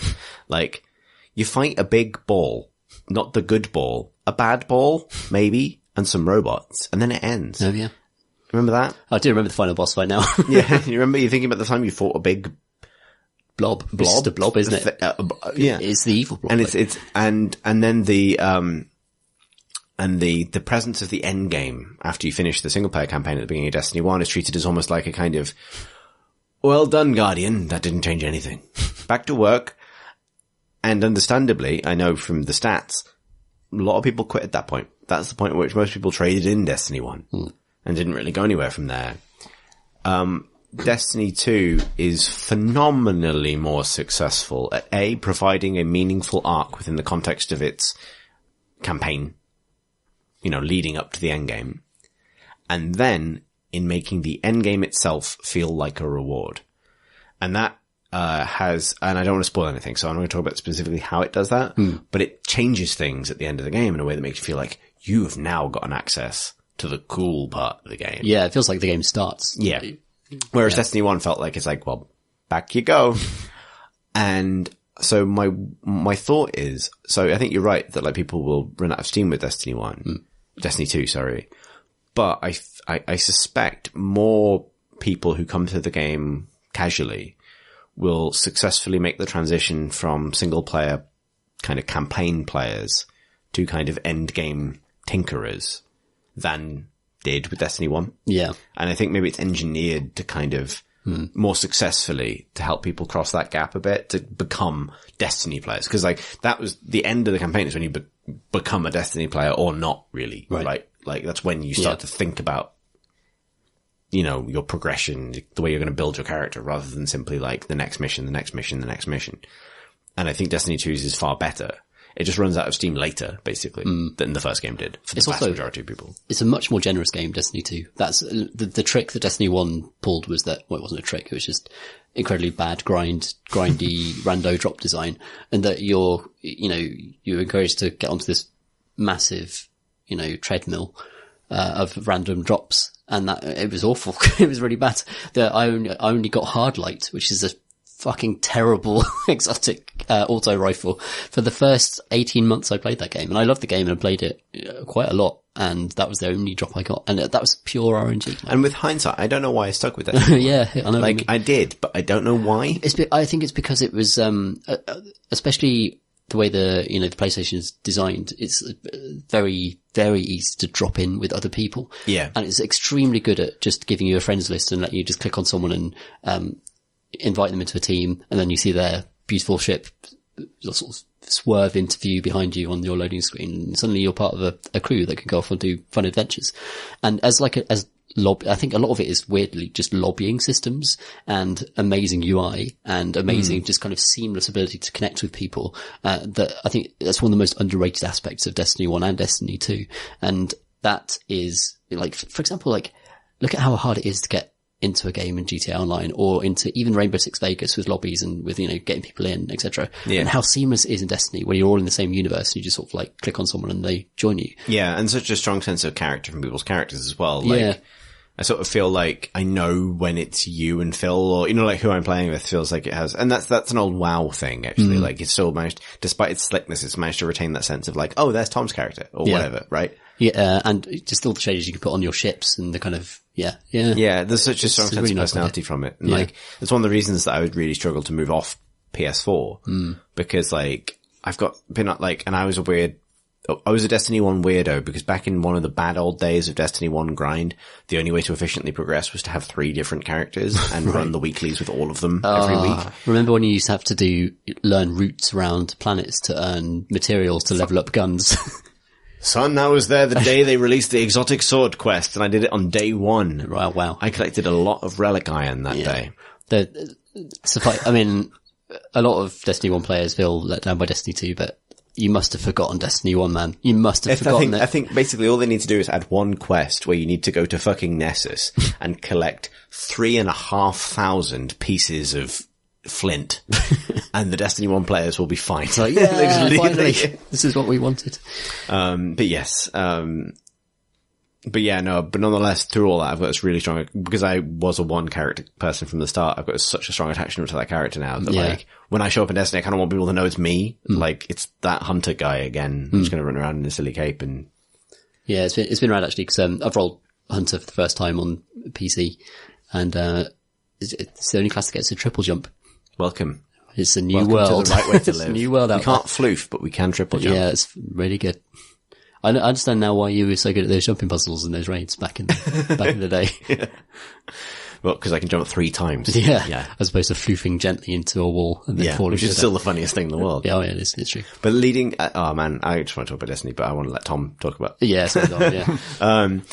Yeah, leading warlocks through a raid as a hunter is the best thing in the world, because you can jump, you have 3 quite precise controlled jumps in the air, and they have to do this kind of like hover powered kind of like a bin bag in a breeze, trying to carry itself across a ravine.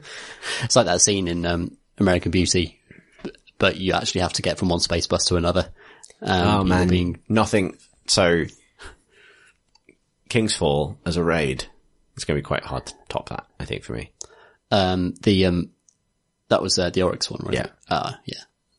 Yeah. So we, Chris and I and a bunch of pod friends, went into the raid cold, and this is how we've done a couple of them, I think. Yeah, I've done all of them cold at the first time. Yeah. And going into a raid cold is like a 9 to 12 hour experience. It's an entire human day. Yes. Of not knowing what you don't know. And they're all like puzzle scenarios full of, obviously shooting. You have to shoot your way through the puzzles.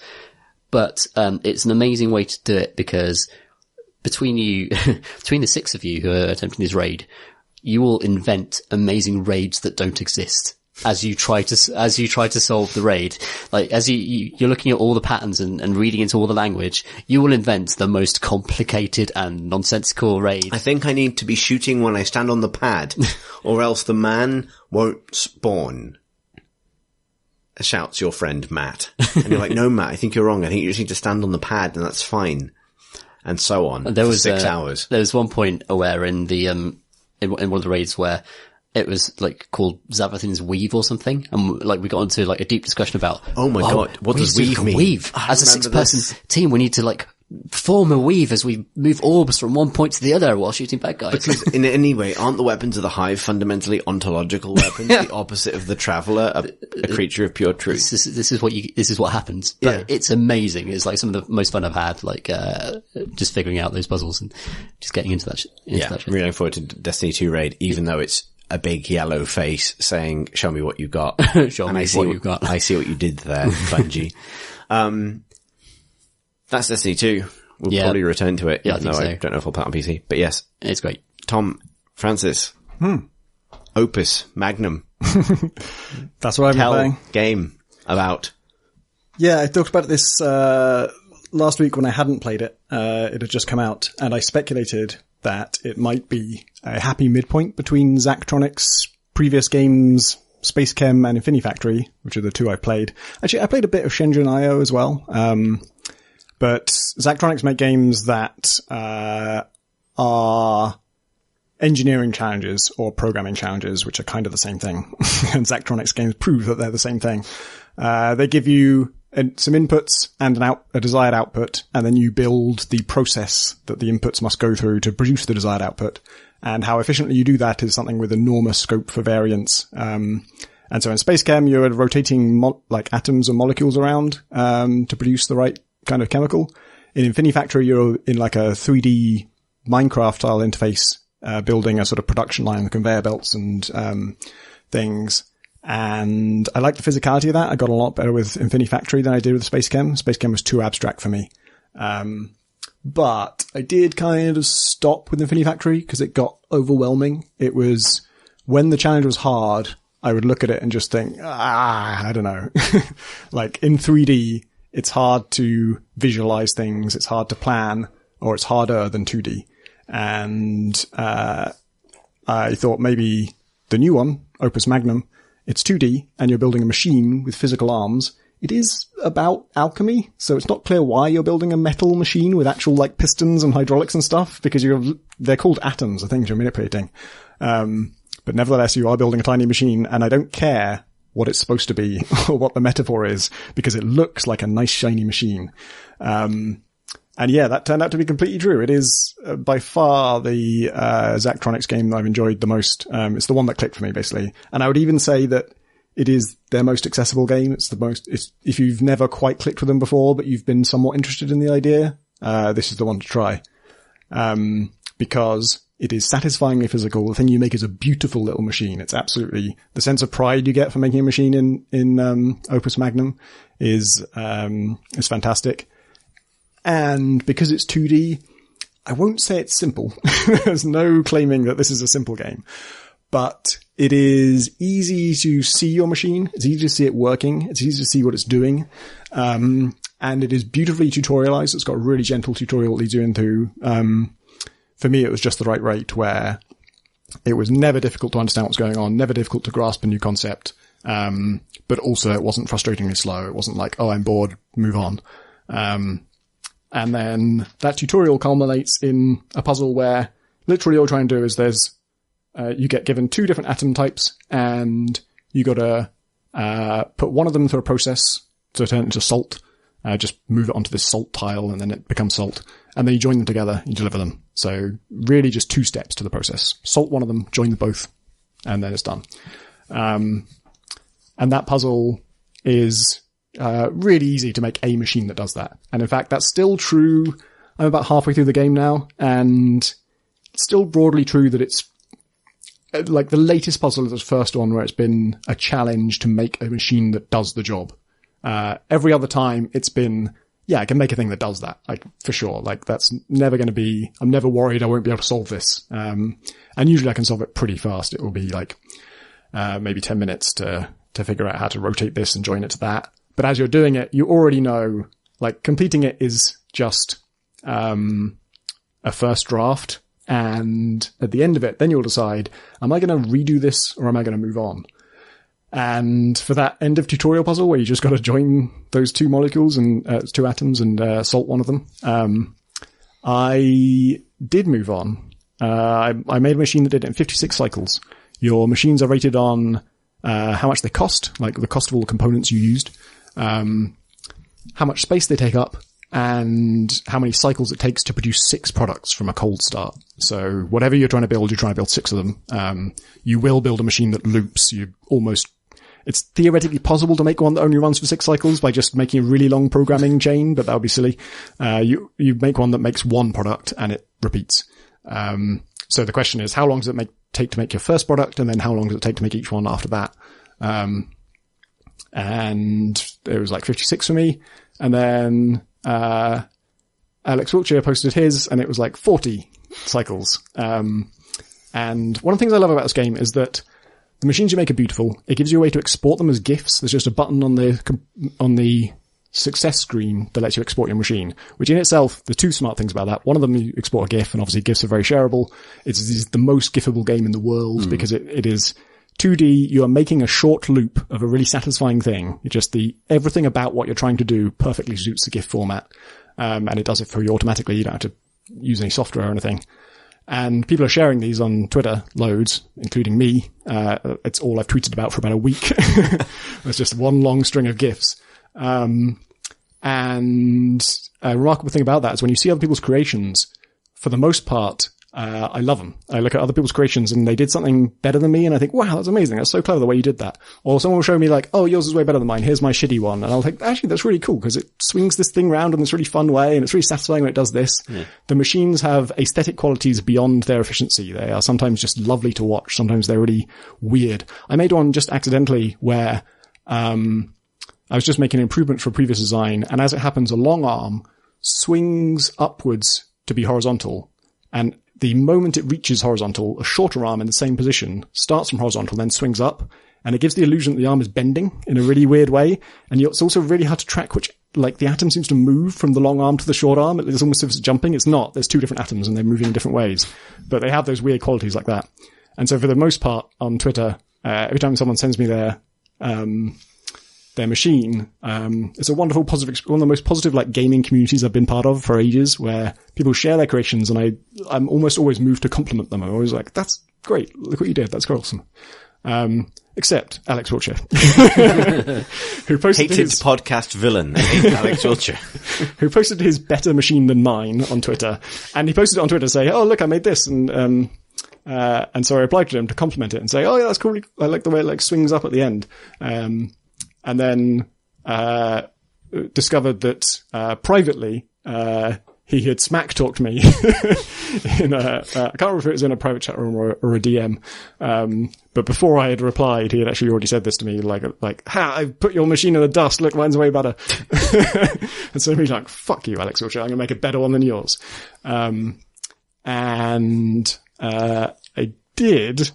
I spent about 8 hours on that end of tutorial puzzle. This is the simplest puzzle in the game for which there is any leaderboard at all. And the incredible thing about the game is the scope for optimization is just enormous. I think this is probably true for all of Zachtronics games, but this is the first one that's been accessible to me, that I can, not only can I play it, but I am motivated to get good at it. I'm happy to spend time. Because of the hated foe, Alex Wiltshire. Yeah, because of Alex Wiltshire. And on my leaderboards, there's Alex, and then there's, other noteworthy foes are, Kevin Simmons of, Video Games Hot Dog, who worked on Kingdom of Loathing, and West of Loathing, and who is a genius, unfortunately. His name on Twitter is Puzzle Theory, and, he earns that name. He's incredibly good at puzzles. He's the guy who completes Alan Hazelden games, and not just the normal way, but also gets all the secret stars. The anti-Hazelden. Yeah. And Jeep Barnett, one of the designers of Portal, who I'm pretty sure designed a lot of the advanced puzzles in Portal, where you're rated on how many steps you took, on how few portals you used, and all that optimization stuff. Yeah. And every fucking scoreboard in this game, they have figures that don't make any sense. And so for this one, Jeep had 25 cycles. And like mine was 56 and Alex's was 40. And I was trying to beat Alex at 40. And I'm like, 25? What the fuck are you talking about? That's impossible. And then I kept making it. I've made 12 versions of this puzzle now. My time in this game was literally 50-50, progressing through the campaign, just solving every puzzle, just making a machine that does the job, and then going back to it's called stabilized water, the end of the tutorial puzzle, and just doing stabilized water again. And so I'd spend like half my time just doing stabilized water over and over again until I got down to like 27 and then 26. And then finally I found a way to I can get 25. And then Kevin tells me it can be done in 15. What? Fucking 15? Fuck off. This is my experience with Infinifactory, because I did that thing of getting through Infinifactory, the campaign, solving the problem every time. Not necessarily doing it prettily, but I made the thing. I did the thing. And then for me, hated foe, my friend Dan, who was a former member of the Hot Dukes, who is a programmer and therefore knows how to do things that my brain don't do good. And so in a way it was actually helpful for me to go back to, so I would go back to those first levels and try and improve them for my own benefit.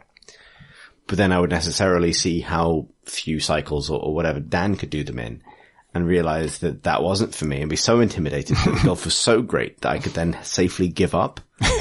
And I feel like there's a tension point between your sense of yourself, but also like the point where you go, I can beat that and I'm going to try for 8 hours. And the point where you go, I find this comforting because I live down here in the bin.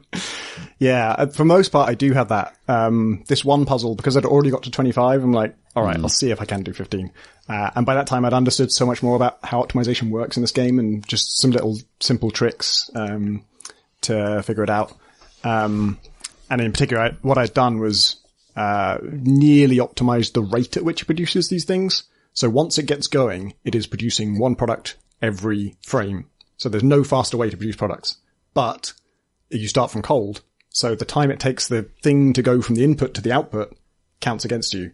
And that was the last sort of, I think I was down to I can't remember what, but, the final bit of optimization was not only does it have to produce one thing every single cycle, but you also have to get it from A to B incredibly fast. And I finally did that. Now, on all future puzzles, I don't attempt to match Kevin or Jeep. They are always at the you just know what the theoretical minimum is for a puzzle because they have the same score. If they have the same score, that's definitely the best any human could ever do. Every now and then, one of them has one that's one less than the other one. And in fact, Kevin said, it's the last one cycle or the last two cycles that are just a nightmare. You can make a thing that's sort of basically the most efficient machine, but there's a theoretical way to shave off just one or just two, but you've got to reorganize the whole fucking thing and do it all from scratch. I don't really care about that. It's worked quite well now because for that one puzzle I did want to know, I just theoretically, this is simple enough that I should be able to find what the optimal thing is. And I did find it by myself. There are loads of different optimal solutions actually. And I found one of them. And then someone on Twitter improved my solution. I made one with like 6 rails and every lever was on a different rail. And 6 rails is just enough that they can reach across each other and get at the same atoms. Yeah. And after I did that, someone on Twitter, joined those rails. So instead of being 6 independent rails, they're just 2 loops and then put 6 levers on the loops. So they're going around in a circle. I didn't know you could loop rails at all. And it's beautiful. It's like my one looks mad and then his one looks just like elegant and lovely. And again, I was like, well done. That looks awesome. Wasn't at all put out by that. On future puzzles, I don't try and get the optimal thing. And the fact that I have friends who do get the optimal thing, like you say, kind of gives me a certain level of comfort. I'm like, well, I don't need to do that. They've done that. And also it means when Alex smack talks me, which he's continued to do, when he beats me, I know I can beat him because Jeep and Kevin have beaten him. Like by a lot. They've got like a quarter of his cycles. Yeah, but so I'm like, there's some room between Alex and Kevin and I can exist in that room. I'm sure. That's what all anyone has to aspire to. Better than Alex, but worse than Kevin. I love that the two of you fall into the exact archetypes that actually form the story around the game of like warring Yeah, alchemists who hate each other and fundamentally want to be the best. It's wonderful. I was playing it earlier a little bit and I put an hour, I'm only like 2 hours in, so I'm a total like babe in the wilderness at this point of weird spindly rotating death traps. But so far there are 2 anxieties. One anxiety is, how do you make one element go into lots of different places in the most efficient way?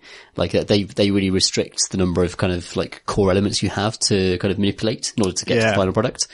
And the other one is, how the fuck does rotation work in a hex grid where things rotate at various intervals and you can stretch the amount, the spindles by which they rotate, and the weird anxiety of like angles across a hex grid when things are like, that seems to be most of the game so far. Yep, you're giving me the Zachtronics fear. I haven't played this one yet because I loved Infinite. I've liked every game he's made apart from Shenzhen IO, which was just too smart for me.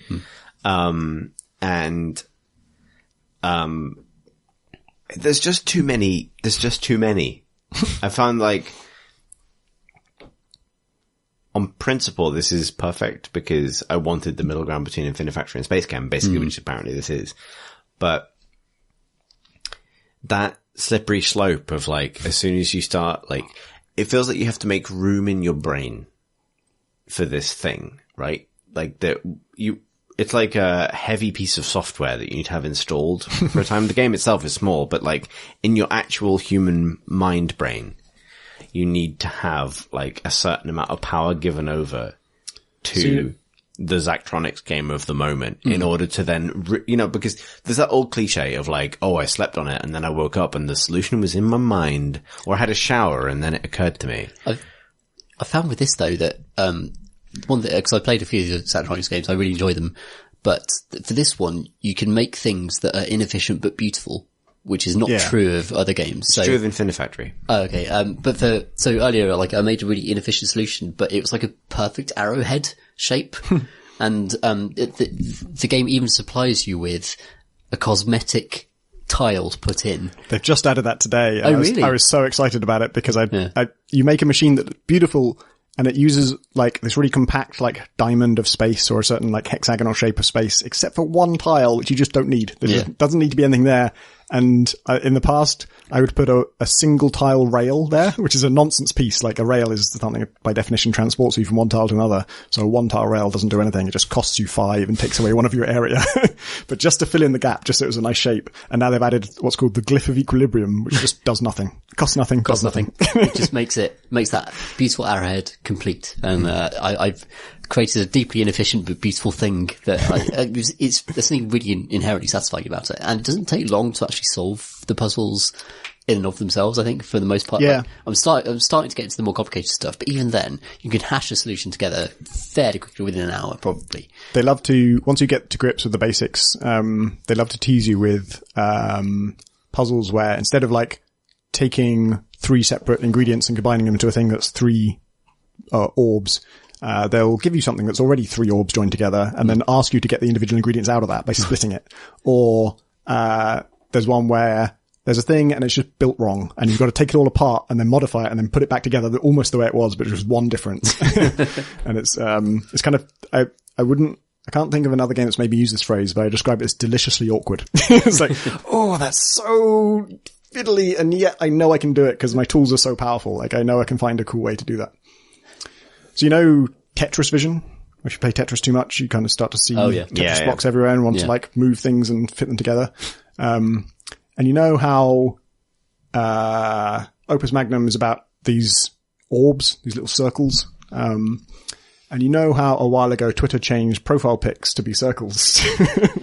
Have you been rearranging your friends? Now, every time I look at TweetDeck, I see these rows of circles. I'm like, oh, you could just put those on a rail, and then they would. Shout out to Mark Brown for creating deliberately inefficient but beautiful. Oh yeah, his are really cool. Yeah. Because this is the thing, right? Like, this is what I was going to say about electronics games, that, like, old school, like, point-and-click adventures would sit in your brain, and then you'd be in the shower and you'd come up with a solution to a puzzle. And I think that is like the lowest unit of brain space a game can take up while still taking up some brain space outside of the game, right? Like Tetris Vision being a slightly more substantial in terms of memory occupied version of the same phenomena. The problem I find with these games is that they occupy quite a lot of your brain for the time that you live in an electronics game. And Tom, you're very deep in at the moment, so you can't tell, but I suspect that like at least like a terabyte of your brain is currently taken up with how to solve these problems more efficiently, which is an amazing thing to achieve. I started writing a guide today. Yeah. Like, See? I've got so many little tips about how this works now. Exactly. Because, you know, like there's some part of your brain that's no longer occupied with anything else that's just doing this. And that's the best thing about these games, but it's also like the reason that I'm not ready to commit to another one right yet. I will say this one has been a very happy preoccupation of mine. It doesn't feel, it's something I'm excited to play because I enjoy it, but I don't feel addicted to it, even though I played it a lot. And I feel like I can say that safely because I've had a direct recent point of comparison with addiction, which was the Paperclips game, where I just felt I was just compelled to play it and I wasn't having fun really. And at the end of it, I really felt like I wasted my time. Even though it is probably, I could easily believe that's the best clicker/idle game there is. And it's full of invention and storytelling and fun things. But, that genre of game is not for me. And, I was compelled to play it and I regretted my time with it. And this does not have that. Like, I will solve a puzzle with it and then I'm just done for that day. I don't feel like moving on to a new one, and I will come back the next day because I enjoy it and I want to play a new thing. It's beautiful. I think the art direction for it is like really, understated, but perfect. I would say like it looks shiny and mechanical in a really satisfying way, but it's also a very muted color palette that isn't, to look at for a long time. I think it's really beautifully, designed visually as well. Yeah. I should play it. It's good. I like it. It's in early access at the moment.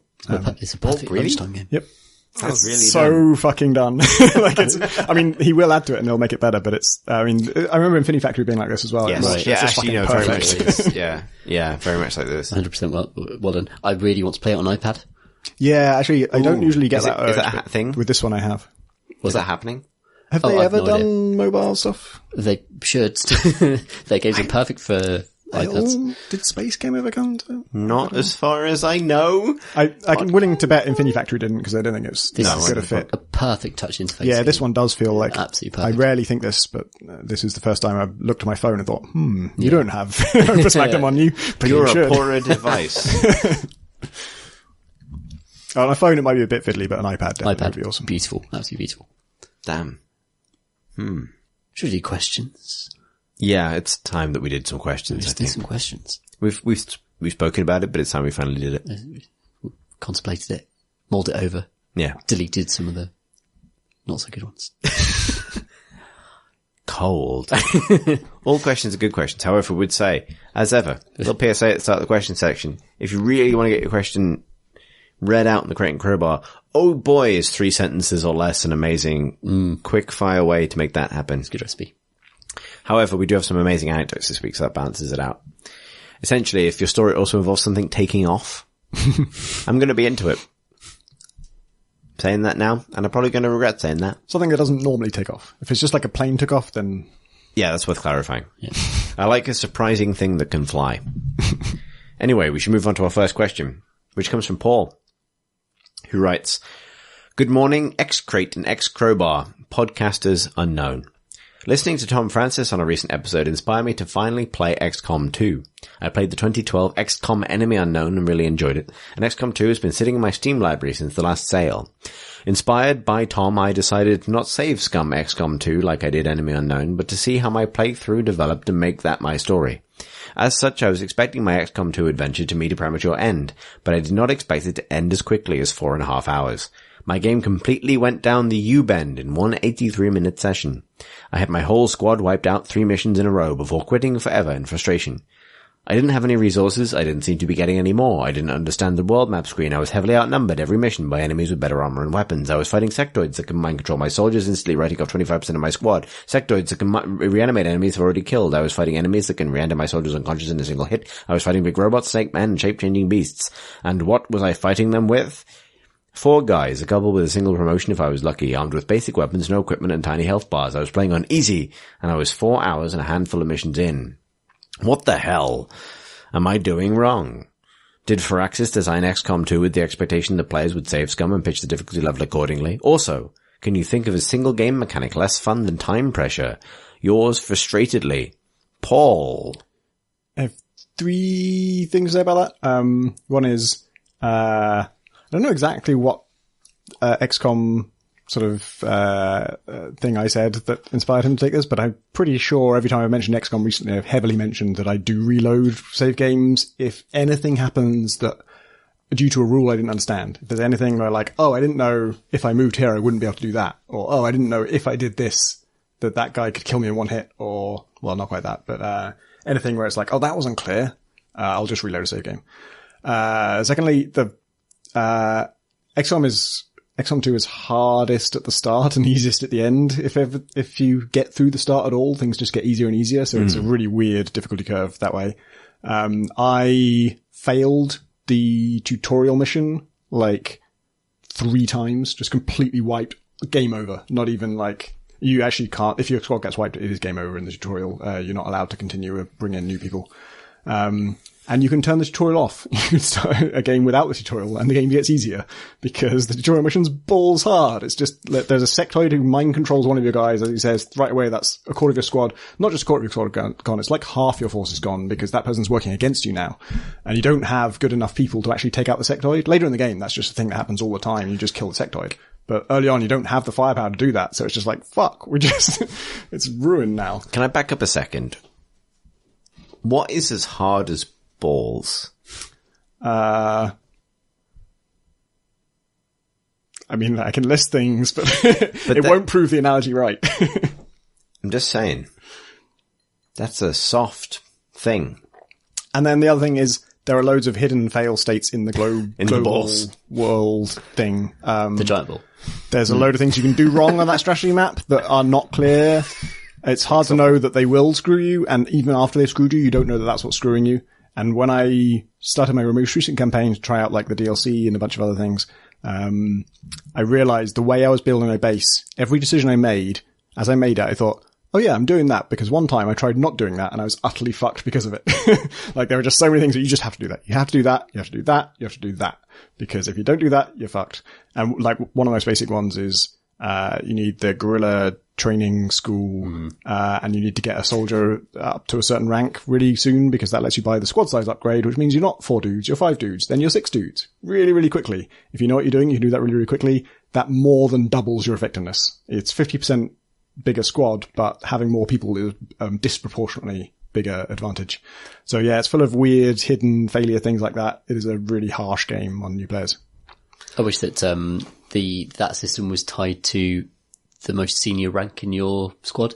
So I wish that the moment someone hits like captain or whatever, or a certain level, then you that expanded your squad. So it was about Yeah, I think it is tied to that as well. Like, I think you can't buy it until you do have a soldier of that rank, but you also need to buy the guerrilla tactics school and have a slot for it, which is a whole, like, that's really hard early on. The building stuff is the worst part of the game. And the plot is telling you not to do that. It's telling you, no, build the shadow chamber or build this. And and it's saying, oh, you need to autopsy this, so you need to build a thing that can autopsy the thing. The building side of things is usually the weakest part of the game.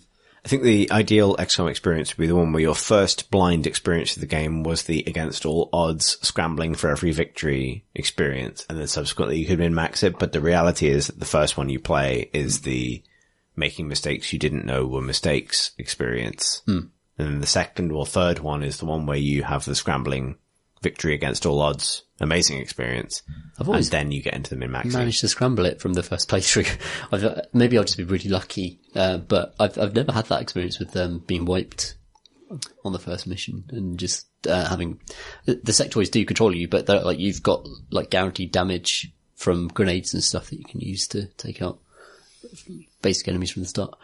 But yeah, it's the world's gentlest get good there from Tom Senior. No, yeah, that's what. Yeah, I don't want to be like that actually, to be honest.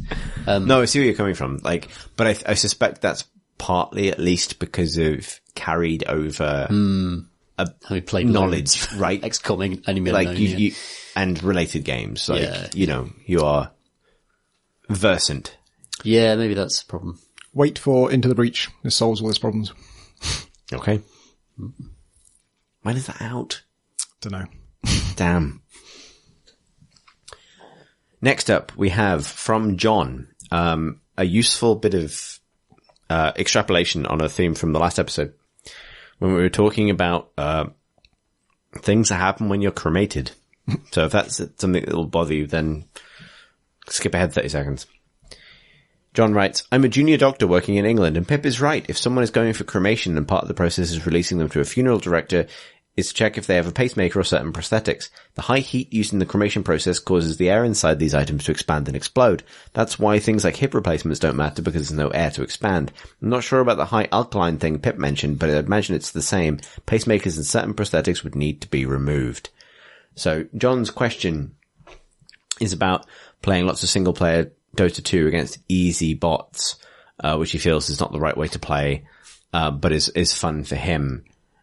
And his question is, what games do you play in a way the developer didn't intend? He says, thanks for the pods and videos, John. I feel like we might have answered the playing games in a weird way question before. In fact, I think we might answer it accidentally in almost every podcast we do. Pretty much. I do sympathise with in playing Dota bots and easy. I do that as well. Yeah. Yes. It's fun. And, you know, I think as long as you're playing it, it's not something they didn't intend. Like, I don't think any developer is sitting back going, fuck! Stop it! Refund this. I can sort of do the reverse and say, there are people who played Heat Extinguisher in a way I didn't intend. I initially prevented you from doing only easy missions. If you did enough easy missions, we stopped giving you easy missions. And if you did enough medium missions after that, we'd stop giving you medium missions. And that was like to make sure it wasn't an effective grinding strategy you didn't enjoy. And then I heard from a bunch of people who were like, I was really enjoying doing easy missions again and again, even as my kit got better, even though I was way overpowered. They were easy, but I liked being in control of this. And so I took that feature out and just said, okay, you can do as many as you like. As you were right to do, I suspect. Hopefully. Next up, a man from South Africa writes, good evening to the very interesting voices from my magic rectangle. Is it possible to make a whole podcast using the podcast voice only? If so, how bad will the pod become? A man from South Africa. I'm not sure. I'd be bad. Maybe. Tom. I can't get higher than Tom. Otherwise I would try. Well, we would end up at a point where it was a podcast that was audible only to dogs, which is desirable. I mean, that's the way. That's the feature of the Crate and Grow. Because the dogs don't know the real answer, so it's okay that we're uncertain. They're just delighted that we're trying. Yes, I don't know, because I think that would be prefaced on the fact that we'd have to do a podcast entirely about things we didn't quite know about, but knew enough about to have half a thought and then trail off, thus leaving the onus of research and truth on the audience. It's never stopped us before. No, it hasn't, but what subject? Maybe, A football podcast. Oh, yeah. Maybe Pip recounting the plot of Star Wars is as close as you might come to that. That's true, and we have 3 full episodes of that already on my YouTube account at least. We'll link them in the show notes. That's a good suggestion. You should know this is an exciting reveal I'm going to make here exclusive to patent blah blah blah blah blah. Whatever this is. Your exclusive reveal is as follows.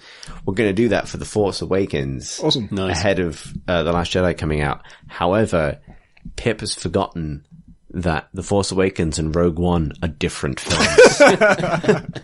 Look forward to that. We went to see Thor Ragnarok this week, and before Thor Ragnarok, they ran the trailer for The Last Jedi, and Pip's response was, "Why is Luke old? I thought this was a prequel." So, which she might be trolling me, and she probably is. But that's going to be a spectacular attempt to recollect the events of The Force Awakens. I look forward to that. So yeah, that's just one big podcast voice all the way down. Or up, as it happens. Next up, Richard writes, "Dear Terry's Chocolate Origins." And may I add, as Chris. Fuck you, Richard. I said it right that time. "You're dead! Exclamation mark and comma. An interesting punctuation choice. You find yourself at the pearly gates and St. Peter now says you may start the new game plus of your life.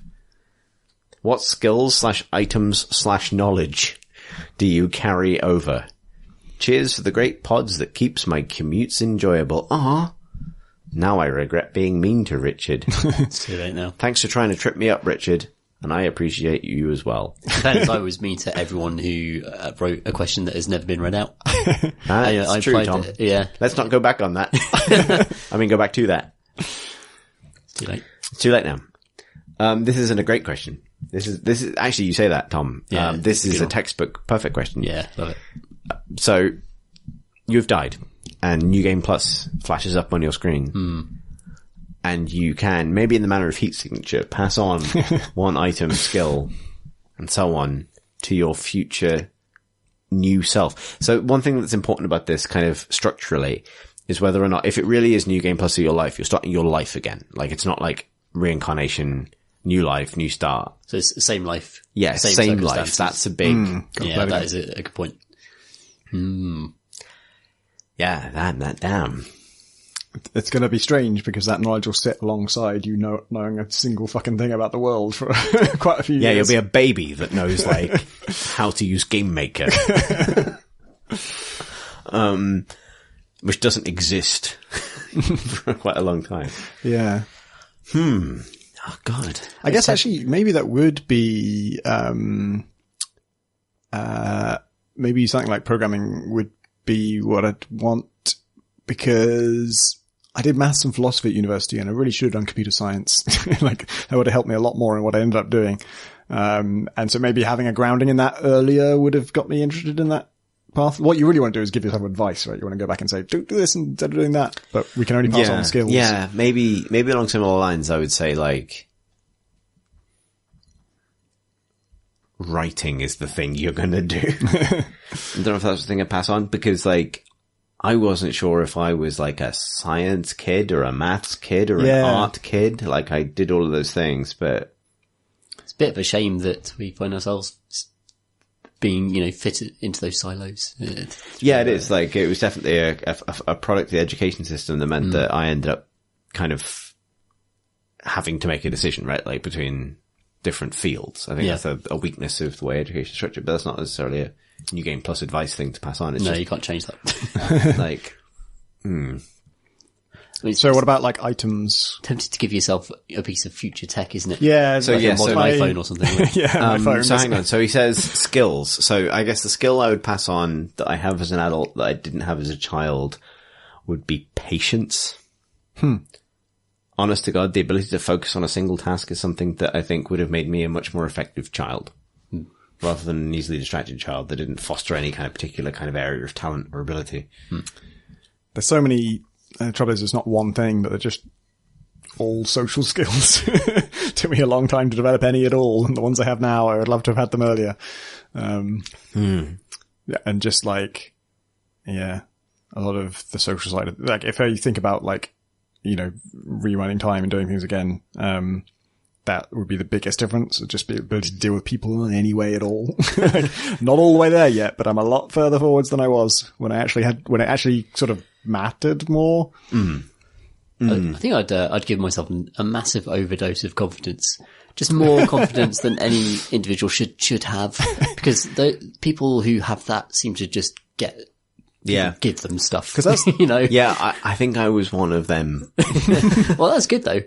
But it is. But like, I think what I needed was the patience to dwell on things and like actually get good at stuff. In New Game Plus, you carry your skill over, and you can also keep leveling it up often. Like if you haven't hit the skill cap, which I would dare to say none of us have, you can just keep pumping points into it. So you start at that level and like the skill of brazen confidence. And the thing about brazen confidence is that the skill points you put into it exponentially increase as it goes on. So you only become. Although I wonder if you stop more balls confident in yourself. I wonder if like real life is full of fucking bards, like charisma dump stat characters that.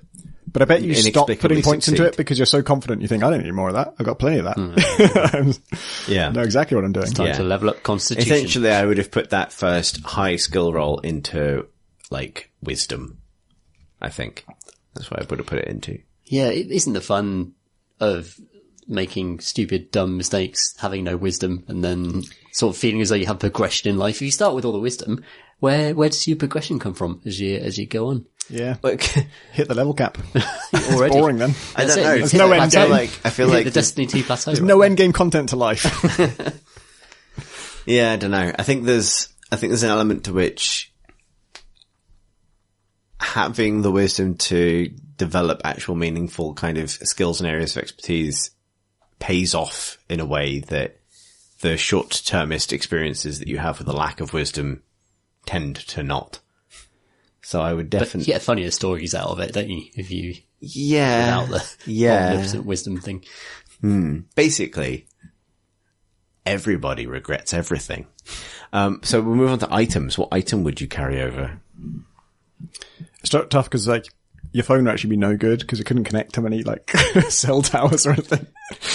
If we're going back in time, like... Yeah, it's not sending all your data to the cloud. We're not being born again today, right? We're going back to... Yeah, there's no Wi-Fi networks to connect to. Send like a nice jacket back. Or Just like a favourite item of clothing. Yeah. You'd have to grow into it a bit, but...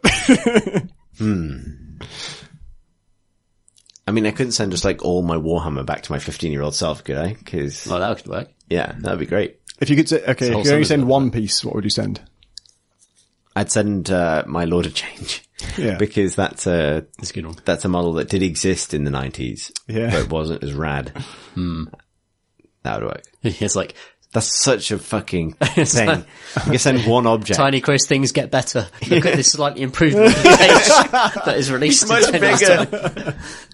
Your journey will be much like this, young Chris. The old one is made of metal and is hard to assemble, and the wings fall off, and it looks weird. And its head's too big. But this one's is twice ripped. the size of plastic. Life is better in the This future. isn't Don't how worry. But I think, like, the item you send back, it's no use thinking about stuff that's like, everything you send back is going to be useless to a baby, because babies don't use anything. And also, you don't really need help for the first, like, 8 years of your life. Your parents are just, they're going to take care, well, if you come from a comfortable family, which I was lucky enough to do. So anything you send back is going to be like, I feel like adolescence is when you need help, right? That's when I look back on my life, that's the time when I was most ill-equipped to deal with the challenges. Yeah, like that I need help literally the moment I moved from Liverpool to the south of this country. Like that was like age 11. Like that is the exact point where I need someone to step in and go like, you cooler, older version of yourself to come back and say, here's what you need, mate. All right. Yeah. This is, yeah. AI version of yourself with all your current knowledge that can advise the younger self. That's what you want to send back. Or is it? I wonder, what about, like, you could send a photo back, right? If you want to convey information in some way, I suppose you could send a document back of some kind, but like just a written message of do this. Actually, you don't want like a memento scenario. Genuinely, I just had an idea, right?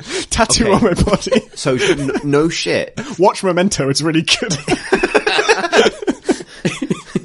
I might, if it was one item, I might send back, like, one of the issues of PC Gamer when I was acting editor.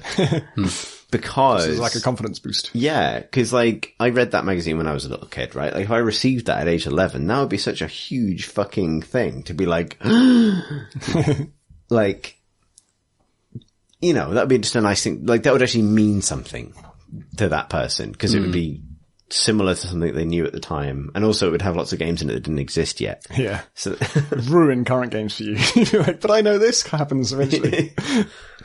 This Half-Life 1 is bullshit. That's a good one. Like, yeah, I'd send like a feature back with the photo segment in it because that proves I'm still maybe draw alive an in the arrow future. on it. Draw an arrow on it. So this one's you. This one's you. This guy with the beard is you, by the way. Yeah, one day you get to have a beard. Yeah, no your accomplishments in life. Joke. That was a genuine concern. My dad can't grow a beard. I get this from my mum. Chris is pointing to his beard, listeners. And B, you've stayed alive. A car hasn't hit you. Nothing's gone wrong. You're going to make it to this point. So you try and make the best of it. It's actually a really nice thought. There's a whole bunch of things in our lives that if you went back in time and told yourself, you'll do this eventually, you'd be like, whoa. It's true. It's really true. I used to have that experience all the time walking to work from when I was working at PC Gamer, like, you know, 99% of the time it's the day job and it's what you do and it's, you know, it's something you're proud of, but it's the job. And then occasionally you have to walk to work where it's like, fuck. I remember, like, I used to buy this magazine with my pocket money. And that's a really cool thing to have done. I remember you were talking about, like, sort of figuring out whether you're the English guy or the maths guy or whatever. And I remember specifically cycling to work one day and to PC Gamer where I was a writer.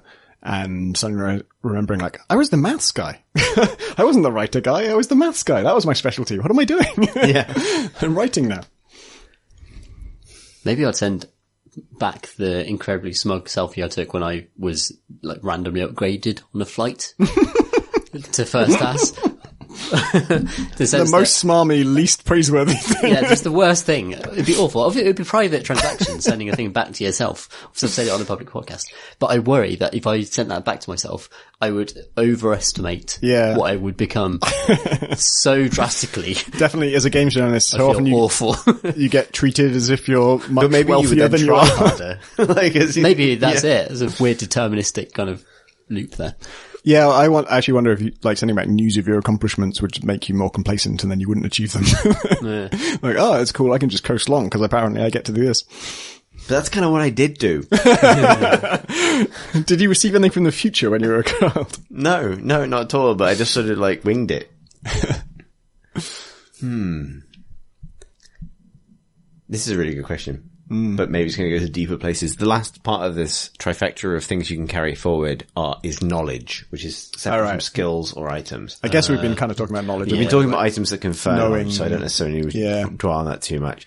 I think, to be honest, I feel like there's a kind of historic and social responsibility. I'm like, if you gain the unique ability to transmit a bit of knowledge back in time, knowledge specifically, because it's not relevant to you, then there's a lot of fucking lives you can save. Yeah.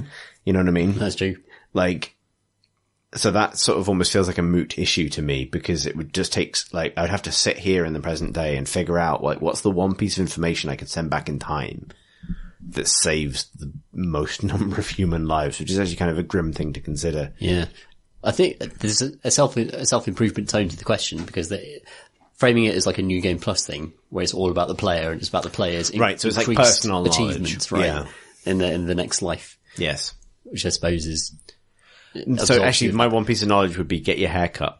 And I don't say that in a kind of like my dad kind of way, but like I rebelled against that sense for a long time, had very long hair for a long time, but eventually one day I needed to realize that wearing my hair short was fine. So I think if I had to send some mundane knowledge back to my past self, it would be, it's okay to have short hair. It's not lame. They're very similar. Like one of my biggest, thing I fucked up on longest was just not giving a shit about my appearance because I thought that if I did, I still wouldn't look good. So it was better not to even try. And now in retrospect, I realize, no, you could look a lot better than that. Like, thing is, it was a low bar, but you can definitely improve. I gave loads of thought to my appearance, but like in a way that I don't think it didn't help anybody. Like I was the I was about to say I was the paisley shirt and flares kid, but I'm not sure that every school had a paisley shirt and flares kid. We had a uniform, so certainly not at our school. Yeah. Anyway, that's a good question.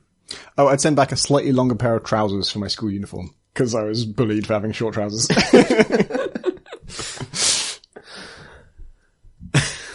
Sorry to laugh at you there, Tom. Said that.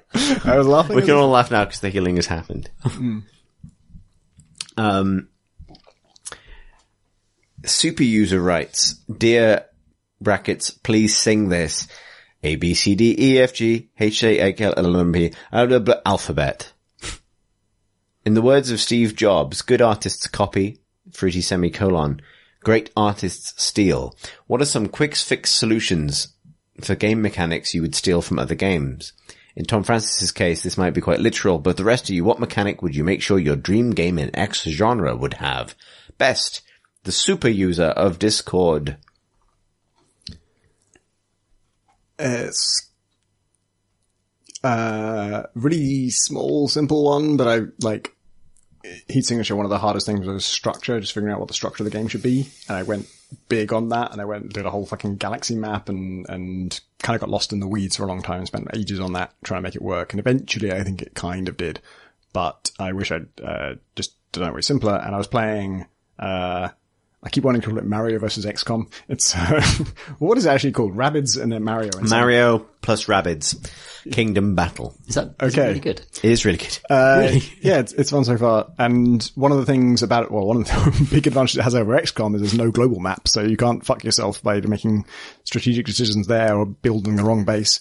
The other thing it has over XCOM is the idea that any given soldier can throw a different soldier into the air so they can do a drop attack. Yeah, by like which kicking is their butt. something XCOM should have. I'm into this. And between missions is just a pleasant stroll. But the thing it does, so it basically kind of almost has no structure. It's just a series of battles in an overworld that you walk around collecting coins, and there is a mild puzzle solving in the overworld. But all it does with the missions is it just like, these two missions are part of a chapter. And when you finish the second one, then it pops up with an end screen saying, you completed the chapter, and here's how you did on mission 1, here's how you did on mission 2, here's your reward for that performance. And that's like so basic, but I never thought of doing anything like that for heat signature. If I went back to like, you know, if I just made the interior game and just made like that loop really, really good, and then wanted to add structure, just doing like something super basic like that would have been so fast. And anything that's fast, you can just make it really, really good. You can just, you know, iterate on it and make it more polished and more fun and more satisfying. And just splitting things up that way, you know, if you'd suggested it to me at the time, I would have been like, well, that doesn't add anything. What are you adding by saying these 3 are part of a campaign? Like, there's still just 3 missions, and then you do one, the 4th one is no different to those 3. But it turns out, if you make a special screen for it, and you just say, those are all part of something, and this is part of something new, it just feels good, and just feels satisfying. I would put a fishing minigame in everything. I love a good fishing minigame. Or What's the best fishing minigame? Oh, I've only played World of Warcraft, I think. Oh, maybe Fable had one as well? Fable? No, sorry, not Fable. Fable probably did, but I'm thinking of Torchlight. You could, like, there's different fish did different things. You could eat them and they'd turn you into stuff. Turn your dog into a crab. yeah, you could Turn feed your them crab to your into a pets. dog. I think, Yeah, and that's they it. change them. They change your pets. And if you've got like a mega fish, you get like a monster for a pet. And then you could force your monster pet fish thing to go back to town and sell all your shit. Because that is a game that should be copied more. Yeah, that's a feature, yeah. For sure. Your pet going to sell things at town, that's something that loads of action RPGs should just steal. But yeah, a fishing minigame is, or, you know, what this represents is a pace break that you choose for yourself. That basically you opt out of the chronic pressures of the game that is on you to do something very calm and relaxing for a little bit. Yeah. Very, very nice. I wish that Zelda had proper fishing. Zelda's fishing is like a frantic dive in yourself and fucking grab to it. kill a fish with your bare hands. Yeah, shoot it with a bow made of ice and then... Yeah. So, I've been kind of like working on a card game for quite a long time now. I had a paper prototype about 6 months ago, and it's been working on and off. And I kind of finally got it to click this week. And it was only because I needed to nick an idea from a different game. and it's not a video game, but I hope this counts. I had to nick the idea of players having 2 decks rather than 1. Specifically, the new Shadespire. From Shadespire. Yeah. So Shadespire is a new kind of standalone, Games Workshop strategy game that we did a special podcast about. This is not just a plug, it's a genuine, thing. But most recently, the kind of,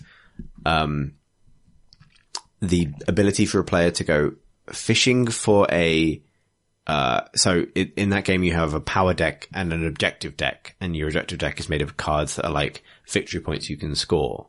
But that kind of seeded in my head the idea of having a card game where you have, your regular play deck, but also a deck that you have to fish through for win conditions, basically. Really helped kind of solve quite a lot of design issues I was having all at the same time. And that was a really nice feeling because it was like, if I just nick this idea, everything fits into place and suddenly this starts working. So that was exciting. And I think that's, I don't know, it's a transferable thing I'd want to be in every game, but it was certainly a nice experience of like, the more I kind of played and understood those games, the more things started to make sense, which is how stealing things happens. Something I wish more developers stole is like Plants vs. Zombies. When the zombies sort of defeat one lane, they get all the way to your thing, there's a lawnmower there that then kills them all. So you get both, like, you're not dead, and also it kills all those zombies. So in the area you're having the most trouble, it gives you 0 trouble, but just once. And then after that, if you ever lose that lane again, you're totally screwed. And if you never use that, you still feel like you're close to failure. But if you do use that, you get to carry on playing. It's not game over. And so you feel even closer to failure, and it still feels tense. And they do a really good job of like managing difficulty that way. More lawnmowers. More lawnmowers, basically, is what we're saying. Lawnmowers. Get in trouble in Wolfenstein. Lawnmower shoots out of the wall, mows down all the Nazis, and then that wouldn't actually fine be for a while. Tremendously out of character for that game. It would just be like there'd be a lawnmower sight gag followed by quite a harrowing depiction of personal torture. And then a joke about poo. But then a rousing speech about why Nazis are bad. And then a cool Mick Gordon electric guitar riff. And then a lawnmower. And then a joke about poo. And so on. Finally, it's Thomas. And he writes, it's not one of you two. I know I see you looking at each other, like which one of you was this? Yeah, we've all had quite enough of us. There's more Thomases in the world. I know, too many. There are more Thomases in heaven and earth than exist in your philosophy. But this particular Thomas writes, Dear Spooky Crate, and even spookier Crowbar, what is the weirdest / scariest hardware failure you've had on your PC or console? Obligatory story example below. And boy, this is a good one. When I was about 11 years old, 1997, we'd gotten a new ultra-fast CD-ROM drive, 40 times speed, I believe, and I decided to try it out with one of my favorite games, X-Wing. The disc was 4 or 5 years old at this point, and I had played the game a lot in that time, so it had some damage, but it still worked, up until that point. I put the disc into my ultra-fast CD-ROM drive and waited for the game to launch. The game didn't launch, but the CD drive was getting louder and louder. Finally, after about 2 minutes, the drive suddenly opened with no input from me, with the CD still spinning at an insanely fast speed. With the tray fully opened, the CD then launched into the air like a helicopter, going up about 6 to 12 inches before slowly descending onto the basement floor. Like a helicopter. Like a helicopter, going 6 to 12 inches before slowly descending onto the basement floor. As it reached the floor, it was still spinning and starting to wobble, so it spun in place for another 30 seconds or so before it came to a stop and fully settled on the floor. The CD was unusable after this incident. I'm really appreciating your 999 voice. Yeah, Little did she know that the X-Wing CD was about to make a fatal mistake. What is like the modern equivalent of that for our younger listeners? Because that hasn't Oh my been on god, there for because like yes, 10 that years. is. I don't think there is Now, one. I saw something like a few months ago of like, it was actually fascinating. Like a guy had fallen out of a plane, but his leg was tangled in a parachute, and so he's dangling from the plane, but the pilot couldn't come back and rescue him because he couldn't take his hands off the controls, and people on the ground are figuring out how they could solve it. And it was very much a 999 style program. There was It's like dangerous situations. No, actually, do you know what it is? It's like stuff like Deadliest Catch. So I don't want to turn this to a huge tangent, but once upon a time I was sleeping on the floor of somebody who was studying at Columbia University who could only sleep when they listened to an episode of The Deadliest Catch. Oh no. Which is a situation you find yourself in sometimes in life. And that meant that one night I was sleeping underneath a table, and you had to, like, on the floor, and you had to try and get to sleep as a man in that voice, because it's a voiceover voice that you hear a lot on shows are being translated for a lot of different languages. So it's kind of like generic, you know, like, if the fishermen don't bring in this crab, everyone they love will die. Kind of like tone that I associate very strongly with like Discovery Channel knockoff disaster documentaries that now make me sleepy for some reason. I should say that. Sorry, Tom, go on. The 40-speed CD-ROM was flying too close to the sun. That was humanity's greatest folly. Yeah. Our hubris. And our downfall. That's why these days they just read at 1 speed. You're like, okay, that was far enough. It was too fast, too deep and too greedy, like the dwarves of Moria. I was actually, when he said 40 speed, I was thinking like, God, isn't that weird that we measured things in like time speed? There was just like a universal speed. And then I remembered, I think it was walking speed, wasn't it? Of an average human man in God's country. No, I think it's, I think it was like an 80-minute CD would take 80 minutes to burn. Like it was the running time versus the burn time. And so 1 speed was like 80 minutes to burn 80 minutes of audio. So 40 speed, very fast. I also remember when I started as a disc editor on PC Gamer, our DVD burner was 1 speed. It would take like 2 hours to burn the disc. So I had to be done like 2 hours ahead of time. This wasn't the end of Thomas's anecdote, which continues. I should point out that I'm aware that this story may sound like total BS, but this is how I remember it and what my 11-year-old self swears he saw.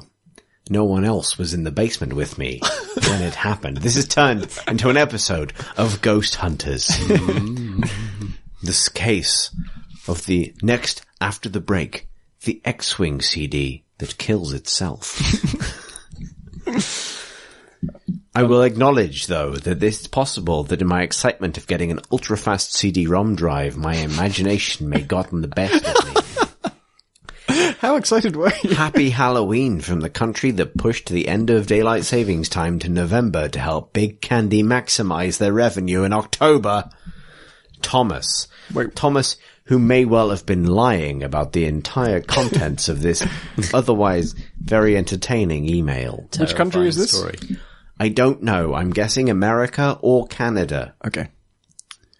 But less likely Canada, because as the chill America. They wouldn't fuck with time. Chill America, don't fuck with time. That's their motto, I think. Exactly. It's on the flag. You can see what you like about us. We don't fuck with time. Ain't not going need for your time cops here. It's Canada. My scariest hardware freak out thing wasn't really funny, but I'd installed a new CPU and I'd taken great care to put thermal paste on in the correct amount. This was back when I built my own PC, and it's the reason I no longer build my own PC and I just buy a pre-built thing.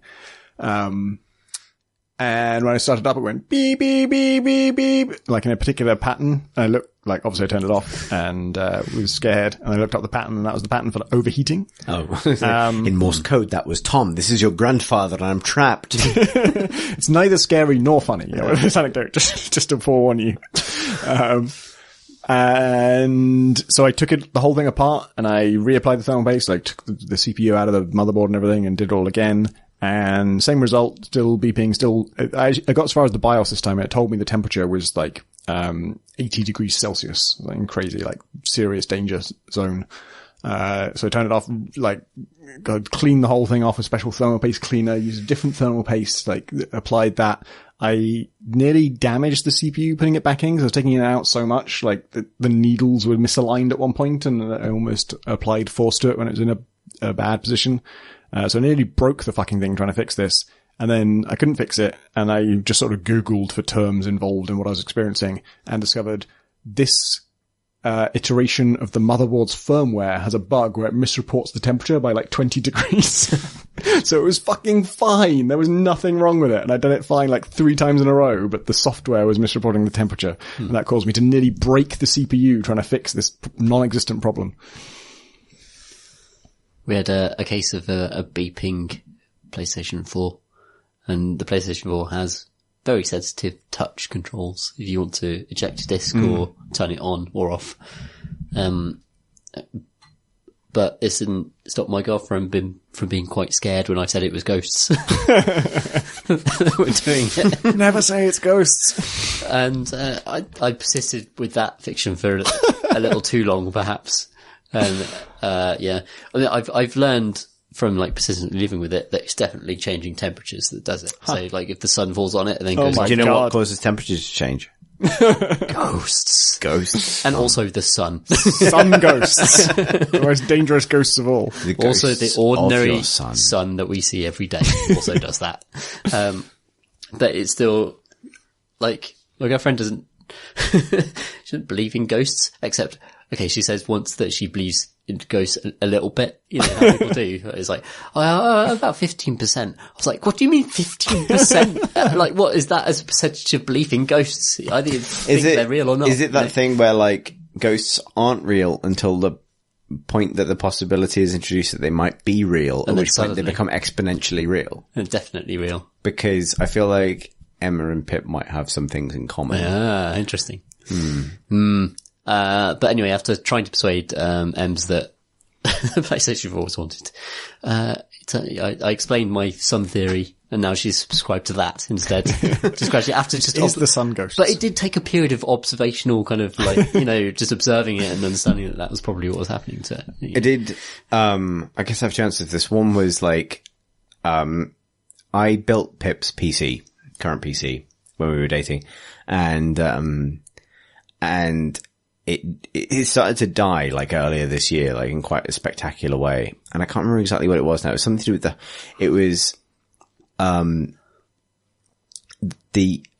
it was one of those PC problems where it feels really obvious initially that the problem is the power supply. But then you move away from that because the symptoms are nothing to do with the power supply. It's stuff like the hardware selectively running certain programs and like the hard drives sporadically appearing and these kind of strange issues. Usually when that happens, what it comes down to is things are getting inconsistent amounts of power. It's normally a poltergeist in that scenario. Well, yes, exactly. And so, and I was sat with like Pip's PC, like splayed out on my floor, like connected, but its innards all laid out with a monitor up, trying to run diagnostics off like a Ubuntu USB stick. And I was trying to figure out what it was because I was in that mind state where you don't want to replace something big like a power supply. You want to figure it out at a kind of basic level. And every time I would look up and try and explain like to Pip, like, I think it might be this, this and this, she would go, it's haunted and walk away again. And she was right in the end. It was the power supply. The other thing to this that sprung to mind when the question was asked was, simply the time when I was playing the original Neverwinter Nights with my sister and, my sister, who I love very dearly, but like has never really given a shit about PC hardware, just decided to see what would happen if she pressed the sleep button every time I tried on my PC, every time I tried to do anything. And turns out that causes your PC to suddenly behave in a way that you don't think is like, why is this happening? Like, what is going wrong with my computer? Why is this suddenly happening? Why have I lost all this saved progress? Because my PC's decided to switch itself off. It's just because your sister loves pressing the sleep button. Was she pressing it in a stealthy way? She was like sneaking? No, she was actually leaning over me on the keyboard. So you could see her press the button? Yeah. But like, I was a teenager at the time and it took a moment. It's a button on the keyboard? Yes. Ah, okay. But it was on, you know, every keyboard has those buttons you don't press. Like the pause and rewind and... Yeah, I wouldn't know what they are. Yeah. One of them, look at them. One of them had a picture of the moon on it. Send PC to moon. Exactly. To nearest moon. And that was just the kind of like create inexplicable hardware error button. But it turned out it was just my sister pressing the moon button. So that's the other thing, is it might not be a ghost. It might just be your sister pressing the moon button. So there's some check for that. Beware. Yeah. Basically, if you're having a hardware problem, but the hardware problem occurs every time someone you're sat with presses a button, Then it's definitely a ghost. it's probably a ghost. Could be sun ghosts. Yeah, it'd be some ghosts. That is all of the questions, anecdotes, and so on that we have time for. Very well. Okay, thanks, I've accepted Tom. this. I was just waiting for a reaction from Tom.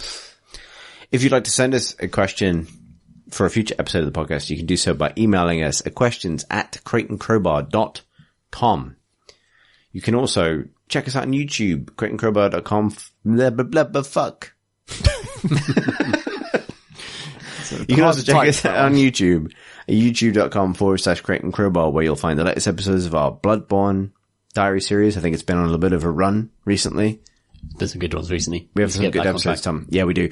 We'll probably miss this weekend. I'm very sad to say, but we were trying to get back on track. I've been extremely busy. It's mostly my fault, but we will get back on the Bloodborne horse and ride that horse at a dog.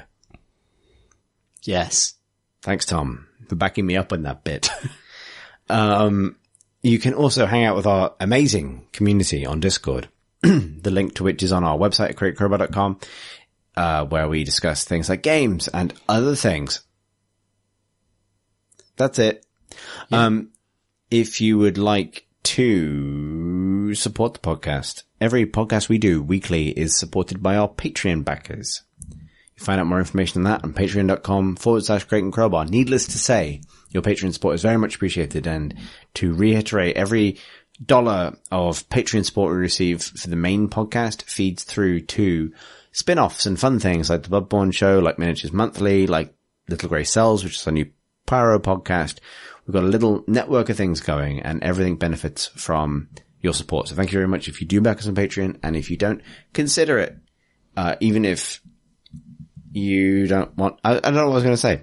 I don't know what I was going to say. You just have to. Consider it.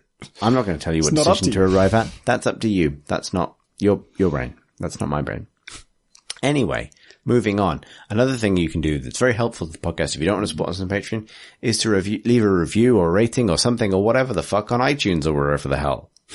Because apparently those things help. And, yeah, thank you to the people who actually have, checked earlier today, and, a few people have left some nice reviews for them. Oh, wow. And, yeah, thank you so much for taking that effort, because I know that given the iTunes interface, it is quite, yes, honest to God, one of the reasons this wasn't important, but it didn't seem important to me is because, I didn't even know how to find the place where this happened. Right. But if you're listening to this on your iPod right now, or your iPad, or your iThing, and there's a button that's got like stars on it, just push that. Push as many stars as you think it's worth, but just push it because it does help. So thank you very much if you've done that. Thank you very much. Yeah, much appreciated. Finally, to wrap up, if you would like to follow us as individuals, you can find Tom Senior at PCG Ludo Eludio. He says it like it's a question, but it's nothing but a fact. I, Tom Francis, am at Pentadact, PENT8ACT. And I, Chris Thurston, I almost said Tom Francis. It's infectious. Everyone's doing it. And I, Tom Francis, I'm on Twitter at CThurston, that's CTHURSTE. Thanks for